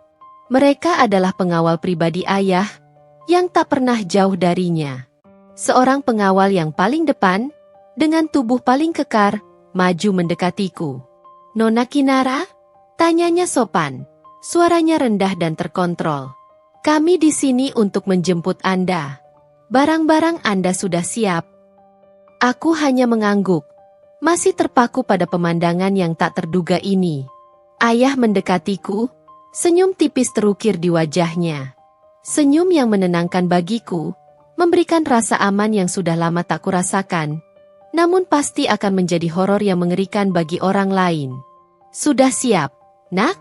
Tanyanya lembut, lalu mengusap puncak kepalaku, sebuah gestur kasih sayang yang menenangkanku. Saat itu juga, pintu rumah terbuka dari dalam, sedikit berderit. Danu, yang mungkin terbangun oleh suara mesin mobil yang senyap namun banyak, atau mungkin suara langkah kaki ayah dan para pengawal yang terkoordinasi, keluar dengan wajah mengantuk dan rambut acak-acakan. Ia berdiri di ambang pintu, matanya masih setengah terpejam, mencoba memahami apa yang terjadi. "Kinara, mau kemana sepagi ini?" tanyanya. Suaranya paruh khas orang baru bangun tidur, bercampur dengan kebingungan. Namun, matanya langsung membelalak kaget ketika melihat barisan mobil mewah yang tak biasa itu. Para pengawal berbadan tegap yang berbaris rapi, dan akhirnya, tatapannya jatuh pada ayahku yang berdiri tegap di sampingku. Wajahnya yang semula mengantuk kini berubah pucat pasi.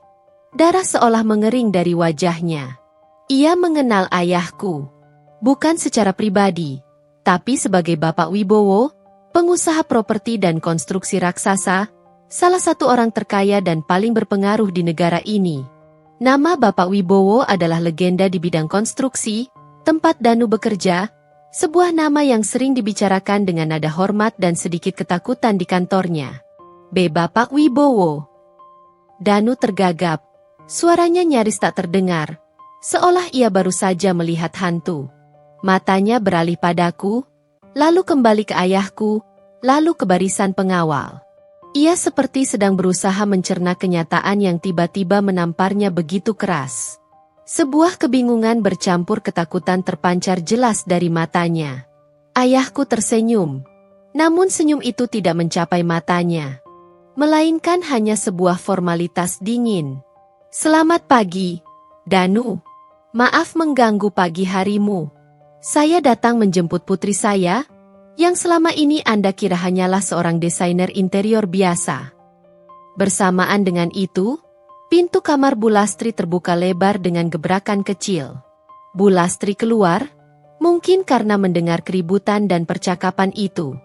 Ia melihat pemandangan itu, mobil-mobil mewah yang tak masuk akal berada di depan rumahnya, para pengawal berbadan tegap yang mengerikan, dan ayahku yang berdiri tegak di sampingku. Ekspresi kaget dan horor yang sama dengan Danu, bahkan lebih parah, terpampang di wajahnya. Kemudian, matanya yang melotot jatuh padaku.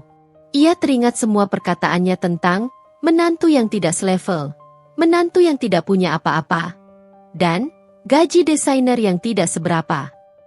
Kau! Bu Lastri menunjukku dengan jari gemetar, suaranya tercekat di tenggorokan, tidak mampu membentuk kalimat lengkap. Kau siapa sebenarnya? Kau Kinara. Kau putri Bapak Wibowo. Ia tidak lagi marah, tidak lagi berpura-pura sakit. Kini ia benar-benar ketakutan. Ketakutan yang menguras seluruh tenaganya. Ia menyadari siapa yang baru saja ia permainkan, siapa yang ia coba hancurkan hidupnya. Itu adalah putri dari orang yang kekuasaannya jauh di atas imajinasinya. Aku menatapnya. Wajahku datar tanpa emosi, tanpa dendam, hanya ada ketenangan. Iya, Bu. Saya Kinara Adelia, putri dari Bapak Wibowo. Kata-kataku seperti pukulan telak yang menghantam Bu Lastri tepat di ulu hati. Ia terhuyung mundur. Tangannya mencengkeram dadanya, seolah merasakan sakit yang nyata. Wajahnya memerah padam, lalu memutih secepat kilat. Ia tidak bisa bernapas, terengah-engah mencari udara. Ia telah mencerca, menghina, menjebak, dan mencoba menceraikan putri seorang raja bisnis yang tak terjamah. Kekagetan, ketakutan, dan penyesalan itu terlalu besar baginya untuk ditanggung. Danu, yang masih membeku di tempat, melihat ibunya terhuyung dan memegang dada. Ibu, ada apa, Bu? Ia mencoba meraih ibunya, panik, berusaha menopang tubuhnya yang mulai limbung. Tapi Bu Lastri sudah tidak lagi fokus pada Danu atau rasa sakitnya. Matanya terus menatapku dengan tatapan kosong, penuh kengerian, seolah ia melihat hantu dari masa lalunya yang datang untuk menagih. Ia telah mengundang bencana ke dalam hidupnya sendiri. Aku melihatnya terhuyung, berpegangan pada dinding, dan kemudian pandangannya mulai kabur, tubuhnya perlahan meluruh ke lantai. Ayahku hanya mengawasinya dengan tatapan dingin, tanpa ekspresi yang bisa dibaca. Ia tak menunjukkan belas kasihan. Kinara, katanya kepadaku, suaranya mantap, kita pergi sekarang. Biarkan mereka mengurus diri mereka sendiri. Aku mengangguk. Salah satu pengawal dengan sigap mengambil tasku. Aku melangkah ke arah mobil. Sebelum masuk, aku menoleh ke belakang untuk terakhir kalinya. Melihat Danu yang panik mencoba menopang ibunya yang sudah terlihat sangat lemah. Hampir pingsan, di ambang pintu rumah. Aku tidak mengucapkan sepatah kata pun. Tidak ada perpisahan. Tidak ada air mata lagi yang tersisa di mataku. Babak ini telah usai, dengan sebuah akhir yang jauh lebih dramatis dari yang kubayangkan. Mobil Mercedes-Benz hitam yang senyap namun bertenaga itu melaju mulus meninggalkan kompleks perumahan, membelah udara pagi yang dingin, meninggalkan rumah sederhana itu dan kekacauan emosional yang baru saja kubangkitkan. Aku duduk di jok belakang yang empuk, menatap keluar jendela, melihat deretan rumah dan pohon-pohon yang semakin menjauh. Ada rasa lega yang luar biasa, seolah beban bertonton yang selama ini menindih pundakku akhirnya terangkat. Di sampingku, ayah hanya diam, tatapan matanya lurus ke depan, membiarkanku memproses semua yang terjadi. Ia tahu aku butuh waktu, dan ia menghormati ruang pribadiku. Sementara itu, di rumah keluarga Pratama, neraka pribadi baru saja dimulai. Danu dengan panik menopang Bu Lastri yang ambruk, hampir pingsan di ambang pintu. Wajah ibunya pucat pasi, seperti mayat hidup, napasnya memburu tak beraturan. Matanya masih menatap kosong ke arah jalanan beraspal tempat mobil kami menghilang. Rasa terkejut, malu yang memalukan, dan ketakutan yang tak terhingga telah melumpuhkannya secara fisik dan mental. Ibu kenapa? Danu mengguncang bahu ibunya dengan lembut namun penuh kepanikan. Ibu tidak apa-apa? Kita ke rumah sakit sekarang. Wajah ibu pucat sekali. Bu Lastri menggelengkan kepala lemah, air mata menetes dari sudut matanya, tangannya masih mencengkeram dadanya yang terasa sesak. Dia Putri Wibowo. Danu, Bapak Wibowo. Bagaimana bisa? Dia menipuku. Dia selama ini menyembunyikan identitasnya. Suaranya berbisik, parau, penuh kengerian dan keputusasaan yang mendalam. Selama ini, Bu Lastri membanggakan nama keluarganya yang terpandang. Memandang rendah semua orang yang dianggapnya tidak selevel, menganggap rendah Kinara. Dan sekarang ia baru tahu bahwa menantunya, wanita yang ia injak-injak harga dirinya, yang ia fitnah dan jebak, adalah putri salah satu taipan paling disegani dan berkuasa di seluruh negeri ini. Dunia Bu Lastri seketika runtuh menjadi puing-puing tak berarti.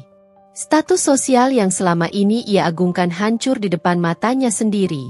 Danu tak kalah syok. Kata-kata ibunya, Putri Wibowo, bergaung di kepalanya, berulang-ulang seperti kaset rusak. Selama ini, Kinara selalu tampil sederhana, mandiri, dan tidak pernah sedikitpun menunjukkan kemewahan atau kebanggaan akan latar belakangnya. Ia memperkenalkan diri sebagai desainer interior lepas biasa, begitu yang Danu tahu dan yakini. Kebenaran ini menghantamnya seperti palu godam, menghancurkan semua persepsi yang selama ini ia pegang teguh. Istrinya adalah putri dari Bapak Wibowo yang melegenda di dunia bisnis, seorang maestro di bidangnya.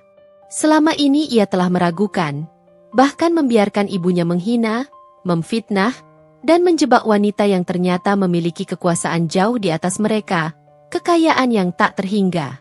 Rasa malu, penyesalan, dan ketololan yang begitu besar merayapi setiap inci tubuhnya. Ia merasa sangat bodoh dan buta. Jadi, Kinara dia. Danu tidak bisa melanjutkan kalimatnya. Lidahnya keluh. Ia teringat semua perkataan ibunya tentang Kinara yang tidak selevel, tidak punya apa-apa, hanya menghabiskan uang. Ironi itu menusuknya dalam-dalam, jauh lebih dalam daripada rasa sakit fisik apapun. Ibunya telah menjebak putri dari orang yang bisa membeli seluruh perusahaan tempat Danu bekerja, bahkan mungkin seluruh kompleks perumahan ini. Kekuatan dan koneksi ayah Kinara bisa menghancurkan karir Danu dalam sekejap mata. Danu mencoba membawa Bu Lastri kembali ke dalam rumah, ke sofa di ruang keluarga. Bu Lastri masih dalam keadaan shock berat, tubuhnya gemetar tak terkendali, tak sanggup berdiri sendiri. Ia tidak lagi peduli pada rasa sakit di lengannya, akibat teh panas yang sengaja ia tumpahkan.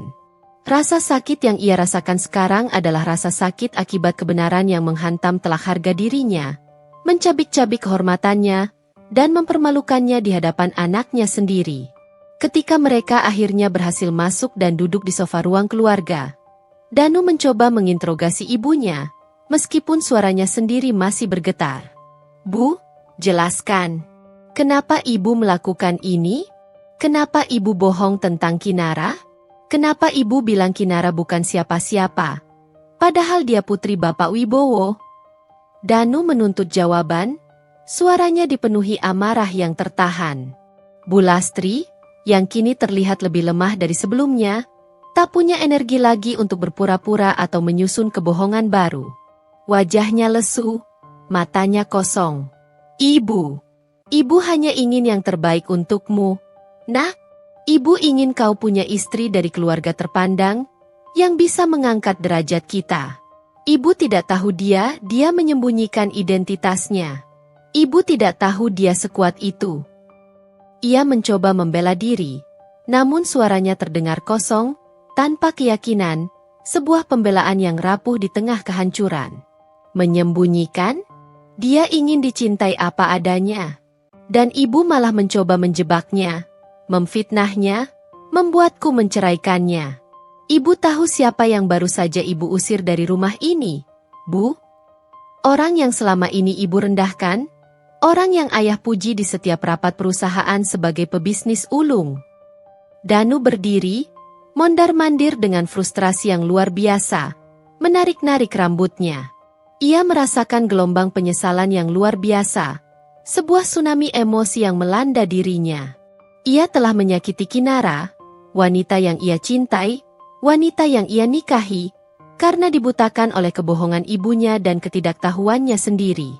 Ia merasa menjadi suami yang gagal dan pengecut. Bu Lastri hanya bisa menangis sesenggukan. Isakannya memilukan, air mata membanjiri wajah keriputnya. Kekuasaan dan status sosial yang selama ini ia banggakan, kini terasa tak berarti di hadapan kenyataan pahit ini.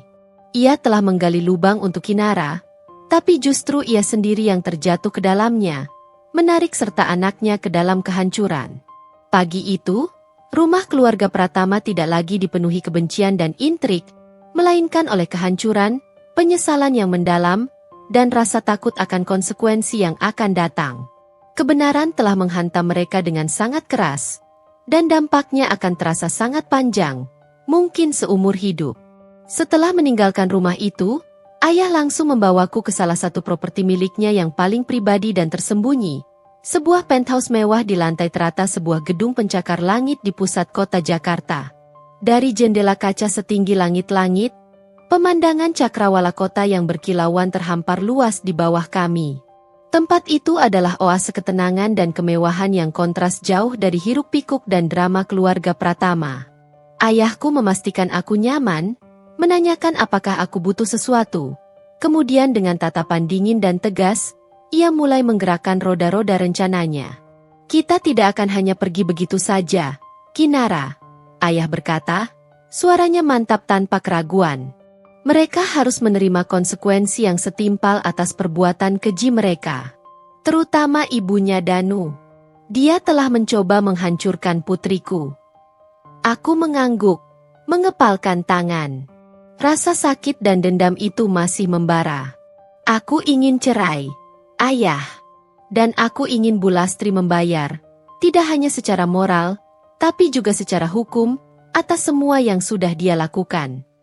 Ayah tersenyum tipis, sebuah senyum yang mengandung arti banyak. Perceraian itu mudah, Nak. Tim hukum ayah bisa menyelesaikannya dalam waktu singkat. Tapi untuk ibunya, kita akan menggunakan cara yang lebih mengesankan. Sebuah pelajaran yang tak akan pernah ia lupakan. Keesokan harinya, tim hukum ayah yang terdiri dari pengacara-pengacara top dan konsultan hukum terbaik di negeri ini, langsung bergerak tanpa buang waktu. Sebuah gugatan cerai secara resmi diajukan atas namaku di Pengadilan Agama Jakarta Selatan. Namun, itu hanyalah permulaan. Ayah tidak hanya berhenti di situ. Menggunakan bukti rekaman video insiden teh panas, rekaman audio bisikan penghasutan Bu Lastri, serta laporan transaksi kartu kredit palsu yang sudah kubungkus rapi dengan bukti mutasi rekening dan cap bank, tim hukumnya mengajukan laporan pidana atas nama Bu Lastri untuk kasus penipuan, terkait penggunaan kartu kredit ilegal, pencemaran nama baik, terkait penyebaran fitnah, dan percobaan penghasutan yang berujung pada kekerasan. Meskipun itu rekayasa, tindakan rekayasa itu sendiri adalah kejahatan. Tentu saja, laporan itu diajukan ke pihak berwenang dengan kekuatan dan pengaruh ayah yang tidak bisa diabaikan atau disepelekan. Prosesnya berjalan sangat cepat dan efisien. Berita tentang kepergianku dan pengajuan gugatan cerai itu cepat menyebar, terutama di kalangan keluarga besar Danu, teman-teman sosialita Bu Lastri, dan bahkan hingga ke lingkaran bisnis Danu. Danu berusaha keras untuk menghubungiku, menelepon berulang kali hingga ponselku kehabisan baterai, mengirim pesan panjang berisi permintaan maaf yang tulus dan penyesalan yang mendalam. Ia bahkan mencoba datang ke kantor pusat perusahaan ayah, mencoba menembus barikade pengawal yang menjaganya seperti benteng tak tertembus. Tentu saja, ia tidak pernah berhasil. Sementara itu, kehidupan keluarga Pratama berubah drastis menjadi medan perang dingin yang mencekik. Bu Lastri, setelah sadar dari syok beratnya, mulai menghadapi kenyataan pahit yang lebih mengerikan daripada yang pernah ia bayangkan. Surat panggilan dari kepolisian datang satu persatu, diikuti dengan penyelidikan intensif, pemeriksaan saksi, dan pengumpulan bukti. Reputasinya yang selama ini ia jaga mati-matian sebagai wanita terhormat, sosialita teladan, dan ibu rumah tangga yang disegani, kini tercoreng parah. Gosip menyebar bagaikan api. Tetangga-tetangga dan kenalan yang dulunya menyanjungnya, kini mulai berbisik-bisik di belakang punggungnya, menatapnya dengan pandangan jijik, dan menghindarinya. Ia menjadi paria di lingkungannya sendiri, bahkan di klub sosialnya. Tekanan juga menimpa Danu, meskipun tidak seberat ibunya. Di kantornya, Kabar burung mulai beredar tentang latar belakangku yang sebenarnya dan skandal rumah tangganya yang melibatkan ibunya. Danu, yang tadinya punya reputasi baik dan karir cemerlang sebagai manajer proyek yang diandalkan, kini mulai dipandang dengan tatapan kasihan, kecurigaan, atau bahkan penolakan. Atasan-atasan tidak secara langsung menghukumnya, tapi proyek-proyek penting yang menjanjikan mulai ditarik darinya. Posisinya mulai digantikan, dan ia merasa dirinya diisolasi dari lingkaran pengambilan keputusan. Ayahku memang tidak secara langsung mengintervensi karir Danu, tapi dampaknya terjadi secara alami. Seperti efek domino, ketika reputasi keluarganya hancur di mata publik dan bisnis.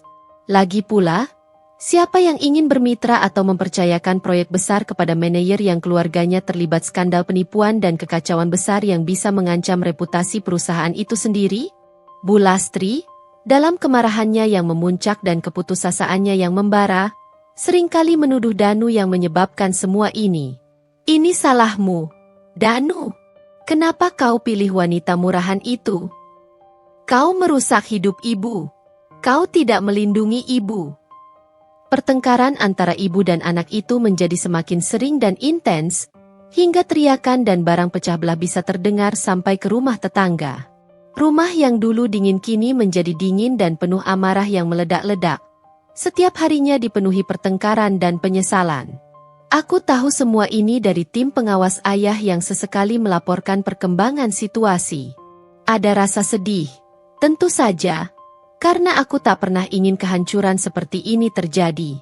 Namun, ada juga kepuasan samar yang tidak bisa kuelak. Mereka telah menuai apa yang mereka tabur. Ini adalah permulaan dari konsekuensi yang sesungguhnya. Dan aku, Kinara Adelia, akhirnya mulai menarik napas lega, merasakan kebebasan dan keadilan yang telah lama kurindukan. Aku mulai menatap masa depan dengan harapan yang baru. Proses hukum terhadap Bu Lastri berjalan dengan kecepatan yang tak terduga, didorong oleh pengaruh ayah yang tak terlihat namun kuat di balik layar. Setiap hari, ada saja perkembangan signifikan yang dilaporkan oleh tim hukum kepadaku, menunjukkan betapa seriusnya mereka menangani kasus ini. Bukti-bukti yang kubawa, rekaman video insiden teh panas, rekaman suara bisikan penghasutan Bu Lastri yang memprovokasi, laporan transaksi kartu kredit palsu yang diperkuat dengan bukti mutasi rekening bank dan cap asli dari bank, terbukti sangat kuat dan tak terbantahkan di mata hukum. Mereka tak memberikan celah sedikit pun bagi Bu Lastri untuk mengelak atau memutarbalikkan fakta. Awalnya, Bu Lastri mencoba membela diri dengan berbagai dalih yang absurd. Ia menyalahkan aku karena menyembunyikan identitas asli dan ingin menjebaknya agar ia jatuh dalam kasus ini. Ia mengklaim bahwa rekaman video itu telah dimanipulasi dengan teknologi canggih dan transaksi kartu kredit adalah hasil kesalahannya karena lupa atau ceroboh, bukan karena kesengajaan. Namun, setiap pembelaan itu terpatahkan dengan mudah oleh analisis forensik tim hukum ayah yang sangat teliti dan kesaksian ahli yang kredibel dan tidak bisa disangkal. Kebohongannya satu persatu terbongkar, membuatnya semakin terpojok. Berita tentang kasus ini mulai merambat ke media massa lokal, meskipun belum sampai ke skala nasional berkat upaya ayahku yang berhasil menahan lajunya. Namun, di lingkaran sosial Bu Lastri, ini adalah skandal besar yang memalukan dan tak termaafkan. Foto-foto Bu Lastri di pengadilan, dengan wajah pucat, mata sembab, dan penampilan yang berantakan, mulai beredar luas di grup-grup WhatsApp sosialita dan arisan elit tempatnya biasa berkumpul. Bisikan-bisikan berubah menjadi gunjingan terang-terangan di setiap sudut kota. Undangan ke acara-acara penting yang dulu selalu membanjiri meja kerjanya, kini lenyap tak bersisa. Telepon dari teman-temannya yang dulu setia dan memuji-muji, kini tak pernah lagi berdering. Reputasinya yang dibangun bertahun-tahun dengan susah payah, kini hancur lebur dalam hitungan minggu, menyisakan puing-puing malu dan isolasi. Ia menjadi paria di lingkungannya sendiri. Danu, di sisi lain, merasakan dampak yang lebih langsung dan menyakitkan pada karirnya. Meskipun ayahku tidak melakukan intervensi langsung pada perusahaan tempat Danu bekerja, dampak tidak langsungnya sangat terasa, seperti gelombang kejut. Berita skandal ini merusak citra profesional Danu. Ia mulai dihindari oleh klien-klien penting, bahkan oleh rekan kerjanya yang dulu akrab. Proyek-proyek besar dan menguntungkan yang semula berada di bawah tanggung jawabnya kini dialihkan ke manajer lain, tanpa penjelasan resmi. Kenaikan jabatannya yang sudah di depan mata dan dijanjikan, dibatalkan begitu saja. Ia menjadi sosok bermasalah di perusahaan yang sangat menjunjung tinggi reputasi dan integritas karyawannya. Dari kabar yang kudengar dari tim ayah, Danu bahkan mulai mengalami kesulitan tidur yang parah. Sering terbangun di tengah malam, dan kehilangan nafsu makan secara drastis. Beban menanggung malu atas perbuatan ibunya, ditambah dengan rasa bersalah yang mendalam kepadaku, menghantuinya setiap saat, menggerogoti jiwanya. Pernikahan kami, yang proses perceraiannya sedang berjalan cepat, menjadi topik hangat di berbagai kalangan. Banyak yang bersimpati padaku. Sementara sebagian lain masih bertanya-tanya mengapa seorang putri Taipan sepertiku mau menikah dengan Danu yang biasa saja dan masuk ke keluarga yang bermasalah. Namun, ayahku memastikan bahwa narasi yang sampai ke publik adalah aku adalah korban yang berusaha mencari keadilan, bukan pihak yang mencari sensasi atau keuntungan. Suatu sore, di tengah kesibukanku menata kembali hidup, aku menerima panggilan dari Danu. Kali ini, suaranya terdengar sangat lelah, putus asa, dan penuh keputusasaan yang nyata. Kinara, aku tidak tahu harus bagaimana lagi. Ibu tidak mau makan, dia terus mengurung diri dan menangis. Dia sakit, dan di kantor aku. Suaranya pecah, tidak mampu lagi menahan emosi. Aku kehilangan semuanya, Kinara. Aku kehilanganmu. Aku kehilangan reputasiku, aku kehilangan kepercayaan. Aku sungguh menyesal. Aku mendengarkan dalam diam. Ada penyesalan tulus dalam suaranya. Sebuah penyesalan yang terlambat datang, terlalu terlambat untuk memperbaiki apa yang sudah hancur. Namun, di hatiku, luka itu masih menganga lebar, belum sepenuhnya sembuh. Aku tidak lagi merasakan amarah yang membara, hanya sebuah kehampaan dan kesadaran pahit bahwa semuanya sudah berakhir, tak bisa kembali. Aku minta maaf, Danu, kataku akhirnya. Suaraku tenang, tanpa emosi. Aku tidak bisa lagi kembali ke sana. Terlalu banyak yang sudah terjadi. Terlalu banyak luka yang kau biarkan menganga. Aku sudah mencoba, tapi ini sudah terlalu jauh. Panggilan itu berakhir dengan kesepakatan bahwa kami akan menjalani proses perceraian dengan lancar dan tanpa hambatan. Aku tahu, ini adalah akhir dari sebuah babak yang penuh gejolak dan penderitaan. Badai hukum dan kehancuran reputasi ini mungkin terasa kejam dan tak berperi kemanusiaan. Namun ini adalah harga yang harus mereka bayar atas tindakan manipulatif dan kejam mereka. Dan untukku, ini adalah jalan menuju babak baru. Babak yang penuh kedamaian, pemulihan, dan kesempatan untuk membangun kembali kebahagiaanku sendiri, jauh dari bayang-bayang mereka. Beberapa bulan telah berlalu sejak aku meninggalkan rumah itu, meninggalkan drama dan intrik, dan badai hukum menghantam keluarga Pratama.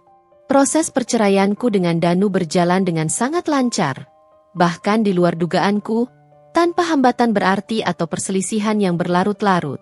Danu tidak mengajukan banding, tidak mencoba menunda prosesnya, atau bahkan meneleponku lagi. Ia tampaknya terlalu lelah dan terpukul untuk melawan. Pada akhirnya, statusku kembali menjadi lajang, dan sebuah akta cerai di tanganku adalah bukti kebebasanku. Aku menarik napas lega, merasakan kelegaan yang luar biasa dan kebebasan yang hakiki setelah sekian lama terkurung. Kabar terakhir tentang Bulastri cukup menyedihkan, meskipun sama sekali tidak mengejutkan bagiku. Setelah melalui serangkaian pemeriksaan dan persidangan yang singkat, ia dinyatakan bersalah atas beberapa dakwaan, termasuk penipuan terkait penggunaan kartu kredit. Ayahku memang tidak memenjarakannya. Ia menganggap itu terlalu jauh dan bisa berdampak buruk pada Danu, anaknya. Namun Bulastri dijatuhi hukuman berupa denda yang sangat besar yang harus ia bayar, ditambah dengan kewajiban melakukan kerja sosial yang diatur oleh lembaga sosial selama beberapa bulan. Reputasinya benar-benar hancur lebur, tak tersisa sedikit pun. Ia kini hidup dalam pengucilan sosial, terisolasi dari lingkungan sosialita yang dulu sangat ia banggakan. Dari laporan yang kudengar, ia jatuh sakit, bukan fisik, melainkan depresi berat, dampak dari tekanan sosial, rasa malu yang tak tertahankan, dan mungkin penyesalan yang terlambat datang. Danu sendiri tidak lagi bekerja di perusahaan lama tempat ia meniti karir. Reputasinya yang tercoreng akibat skandal ibunya membuatnya sulit berkembang di sana. Ia sempat menganggur beberapa waktu, berjuang mencari pekerjaan, sebelum akhirnya memulai usaha kecil-kecilan di bidang yang berbeda, jauh dari industri konstruksi yang dulu ia geluti. Aku mendengar ia hidup sederhana, merawat ibunya yang sakit, dan tidak lagi seceria dulu. Ada rasa kasihan yang samar di hatiku, sebuah empati kecil untuk penderitaannya, tapi aku tahu, ini adalah konsekuensi langsung dari pilihannya dan ketidakmampuannya melindungiku, istrinya, dari kebencian dan intrik ibunya sendiri. Sementara itu, hidupku sendiri berangsur pulih, bahkan berkembang pesat, jauh melebihi apa yang kubayangkan. Aku kembali sepenuhnya ke dunia desain interior, namun kali ini bukan lagi sebagai desainer lepas biasa. Dengan dukungan penuh dan tanpa batas dari ayah, aku mendirikan firma desain interior sendiri yang kuberi nama Kinara Adelia Design Studio. Ayah memberikan modal awal yang signifikan, serta koneksi dan networking yang tak terhingga di kalangan pebisnis dan klien kelas atas. Proyek-proyek besar mulai berdatangan, bukan hanya dari teman-teman ayah, tapi juga klien-klien baru yang tertarik dengan portfolioku dan gaya desainku yang unik dan inovatif. Aku sepenuhnya membenamkan diri dalam pekerjaan. Desain interior bukan lagi sekadar pekerjaan atau sumber penghasilan, melainkan sebuah terapi, sebuah kanvas luas untuk mengekspresikan diri dan menyalurkan energi kreatifku yang selama ini terpendam. Aku menemukan kembali gairah dan kebahagiaan dalam menciptakan ruang-ruang indah, melihat ide-ideku menjadi kenyataan, dan memberikan kebahagiaan pada klien-klienku. Studio baruku berkembang pesat, mempekerjakan beberapa desainer muda berbakat lainnya yang memiliki visi serupa denganku. Hubunganku dengan ayah semakin erat dan mendalam. Ia menjadi pendengar setia, penasihat terbaik yang bisa kuandalkan, dan pilar terkuat dalam hidupku. Ia tak pernah lagi meragukan kemampuanku untuk berdiri sendiri. Justru bangga melihatku bangkit dari keterpurukan dan membangun kerajaan kecilku sendiri. Aku juga mulai lebih sering menghabiskan waktu bersama teman-teman lama, menata kembali lingkaran sosialku yang sempat terabaikan selama pernikahan. Aku kembali menjalani hobiku, melukis dan yoga, yang memberikan kedamaian batin. Mungkin aku akan menikah lagi suatu hari nanti, mungkin juga tidak. Tapi yang jelas, aku tidak lagi terburu-buru mencari pendamping hidup atau validasi dari orang lain. Aku belajar bahwa kebahagiaan sejati tidak datang dari status pernikahan atau persetujuan orang lain, tetapi dari ketenangan batin, kemandirian finansial dan emosional, serta kemampuan untuk mencintai dan menghargai diri sendiri. Babak pahit dalam hidupku telah usai, tertutup rapat. Buku baru telah terbuka lebar, dan kali ini, aku adalah penulis naskah utama, menciptakan kisah yang jauh lebih indah, penuh kebebasan, dan sesuai dengan keinginan serta impianku sendiri.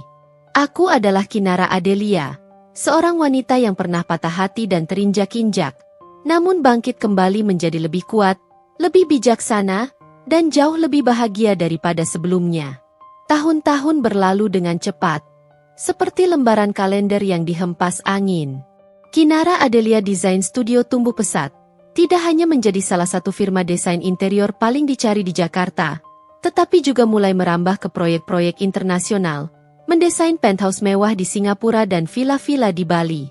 Kinara sendiri, dengan tangan dinginnya dan visi yang tajam, telah mengukir namanya sebagai ikon di dunia desain. Ia sering diundang sebagai pembicara utama di berbagai seminar arsitektur dan desain. Wajahnya menghiasi halaman depan majalah gaya hidup terkemuka, dan pendapatnya selalu dinanti. Hidupnya kini dipenuhi dengan kesibukan yang berarti, passion yang membara, dan kebahagiaan yang otentik, jauh dari intrik dan drama masa lalu. Hubungan dengan ayah tetap menjadi pondasi kuat dalam hidupnya. Mereka sering menghabiskan waktu bersama, berbicara tentang strategi bisnis terbaru, tren seni kontemporer, atau sekadar berbagi cerita ringan tentang hari-hari mereka. Ayah melihat Kinara bukan lagi sebagai putri kecil yang harus dilindungi, melainkan sebagai seorang wanita dewasa yang tangguh, cerdas, dan mandiri, sebuah kebanggaan yang tak ternilai yang kini berdiri sejajar dengannya. Kinara masih single, namun bukan karena trauma yang mengunci hatinya atau ketidakmampuan untuk mencintai lagi. Ia hanya lebih selektif dan bijaksana. Beberapa pria sempat mencoba mendekat, dari eksekutif muda hingga seniman, namun Kinara tahu betul apa yang ia cari, kepercayaan mutlak, dukungan tanpa syarat untuk mimpinya, dan rasa hormat yang tulus terhadap dirinya sebagai individu. Ia tidak lagi mencari seseorang untuk melengkapi hidupnya yang sudah penuh, melainkan seseorang yang bisa berjalan beriringan dengannya, menghargai siapa dirinya seutuhnya, termasuk masa lalunya, tanpa pretensi dan tanpa perlu menyembunyikan identitasnya yang kini telah terungkap sepenuhnya. Suatu sore yang cerah di awal musim kemarau, saat Kinara sedang menghadiri sebuah pameran seni kontemporer yang prestisius di sebuah galeri ternama di Jakarta, ia secara tak sengaja berpapasan dengan Danu. Penampilannya sangat berbeda dari Danu yang ia kenal dulu. Ia tampak lebih kurus, dengan garis-garis kelelahan dan beban hidup yang jelas tergambar di wajahnya. Rambutnya sedikit memutih di pelipis, menambah kesan penuaan dini. Ia mengenakan kemeja yang sederhana dan celana kain yang sudah agak usang, bukan lagi setelan jas rapi dan jam tangan mahal yang dulu sering ia pakai. Ia terlihat sedang mengantarkan pesanan catering kecil-kecilan, tangannya memegang beberapa kotak makanan. Danu melihat Kinara, matanya melebar karena terkejut yang tak bisa ia sembunyikan. Ada campuran rasa malu yang mendalam, penyesalan yang pahit, dan mungkin sedikit rindu yang tersirat di matanya. "Kinara?" panggilnya pelan. Suaranya nyaris berbisik, tidak yakin apakah ia harus bicara. Kinara mengangguk kecil, memberikan senyum tipis yang tulus, bukan senyum sinis atau penuh kemenangan, melainkan senyum damai yang menunjukkan bahwa ia telah sepenuhnya berdamai dengan masa lalu. "Danu, apa kabarmu?" tanyanya dengan nada ramah, tanpa ada jejak amarah lama. "Baik-baik, Kang." Suaranya terdengar ragu, seperti orang asing. "Seperti yang kau lihat," jawab Kinara, menggerakkan tangannya ke sekeliling pameran yang ramai dan gemerlap. Ia tidak perlu menjelaskan lebih lanjut tentang kesuksesannya. Itu sudah terlihat dari aura percaya diri, kedewasaan, dan kemewahan elegan yang melekat pada dirinya. Lingkungan tempat mereka berada adalah bukti bisu perbedaannya kini. Ada keheningan canggung sesaat. Danu menghela napas panjang. "Kinara, aku masih menyesal. Atas semuanya. Atas apa yang ibu lakukan, dan atas apa yang aku lakukan padamu. Aku harap kau bisa bahagia, dan menemukan semua yang kau inginkan." "Aku sudah bahagia, Danu," kata Kinara lembut. Matanya menatap Danu dengan simpati, bukan lagi rasa sakit. "Semoga kau juga menemukan kebahagiaanmu, dan semoga ibu juga bisa menemukan kedamaian." Danu hanya mengangguk, menunduk, tidak berani menatap mata Kinara terlalu lama. Ia tampak ingin mengatakan lebih banyak, mungkin meminta maaf lebih dalam, namun tidak menemukan kata-kata yang tepat. Ia tahu, jurang di antara mereka sudah terlalu dalam untuk dijembatani. Ia melihat Kinara yang kini berdiri tegak, memancarkan cahaya kesuksesan dan ketenangan, dan menyadari betapa jauhnya ia telah tertinggal di belakang, terperangkap dalam konsekuensi perbuatan ibunya. Mata Kinara beralih ke sudut ruangan, melihat sosok Bu Lastri yang berdiri di dekat pintu keluar, tampak ringkih dan kesepian, mengenakan pakaian sederhana. Rambutnya sudah sepenuhnya memutih, dan ia terlihat sangat menua, bahunya membungkuk. Tidak ada lagi sorot tajam atau angkuh di matanya, hanya ada kepasrahan dan kelelahan. Ia sesekali melirik arah Kinara, tatapannya menyiratkan rasa takut dan penyesalan yang mendalam atas perbuatannya di masa lalu. Kinara tidak merasakan amarah lagi. Hanya rasa iba yang samar. Dendam telah lama pergi, digantikan oleh ketenangan dan pemahaman. Aku harus pergi, Danu, kata Kinara, memecah keheningan. Ada pertemuan lagi. Danu mengangguk, memberikan senyum pahit yang mengandung banyak makna. Hati-hati, Kinara. Senang bisa melihatmu lagi. Kinara berbalik, melangkah pergi dari pameran itu, meninggalkan jejak masa lalu di belakangnya. Pertemuan singkat itu adalah pengingat akan jejak masa lalu. Namun tidak lagi menyakitkan atau melukai. Ia telah tumbuh dan berkembang melampaui rasa sakit itu. Luka-luka itu telah membentuknya menjadi pribadi yang lebih kuat, lebih bijaksana, dan lebih menghargai dirinya sendiri. Ia memahami bahwa ketenangan sejati bukan tentang melupakan masa lalu sepenuhnya, tetapi tentang berdamai dengannya, mengambil pelajaran berharga dari setiap cobaan, dan terus melangkah maju dengan keyakinan penuh. Kinara Adelia telah menemukan kedamaian yang hakiki, sebuah kebahagiaan yang tak bisa diambil siapapun, karena ia menciptakannya sendiri, dengan tangannya sendiri. Beberapa tahun telah berlalu sejak pertemuan singkatnya yang canggung dengan Danu di pameran seni. Kini, hidup Kinara semakin mapan dan tenang, jauh dari riuhnya drama masa lalu.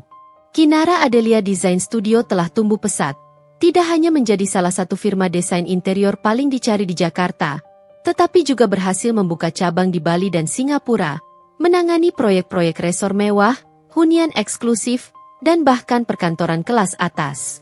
Nama Kinara dikenal luas, tak hanya di Indonesia, tetapi juga di kancah desain Asia Tenggara, sebuah pengakuan atas bakat dan kerja kerasnya. Ia menikmati setiap momen kesuksesan yang ia raih dengan jerih payahnya sendiri. Suatu sore yang tenang, di tengah kesibukannya meninjau sketsa desain terbaru di kantor pusatnya di Jakarta, ponsel Kinara berdering. Layar menunjukkan nomor yang tidak dikenal. Biasanya ia tidak akan mengangkat panggilan dari nomor asing, menganggapnya spam atau panggilan tidak penting.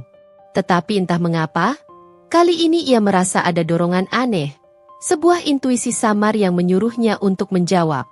Halo? Sapanya, menjaga nada suaranya profesional namun sedikit ragu. Suara di ujung sana terdengar parau dan sangat lemah, seperti bisikan yang nyaris tak terdengar, sulit dikenali. Kinara? Panggil suara itu, dengan tarikan napas yang berat. Jantung Kinara berdesir, merasakan getaran aneh.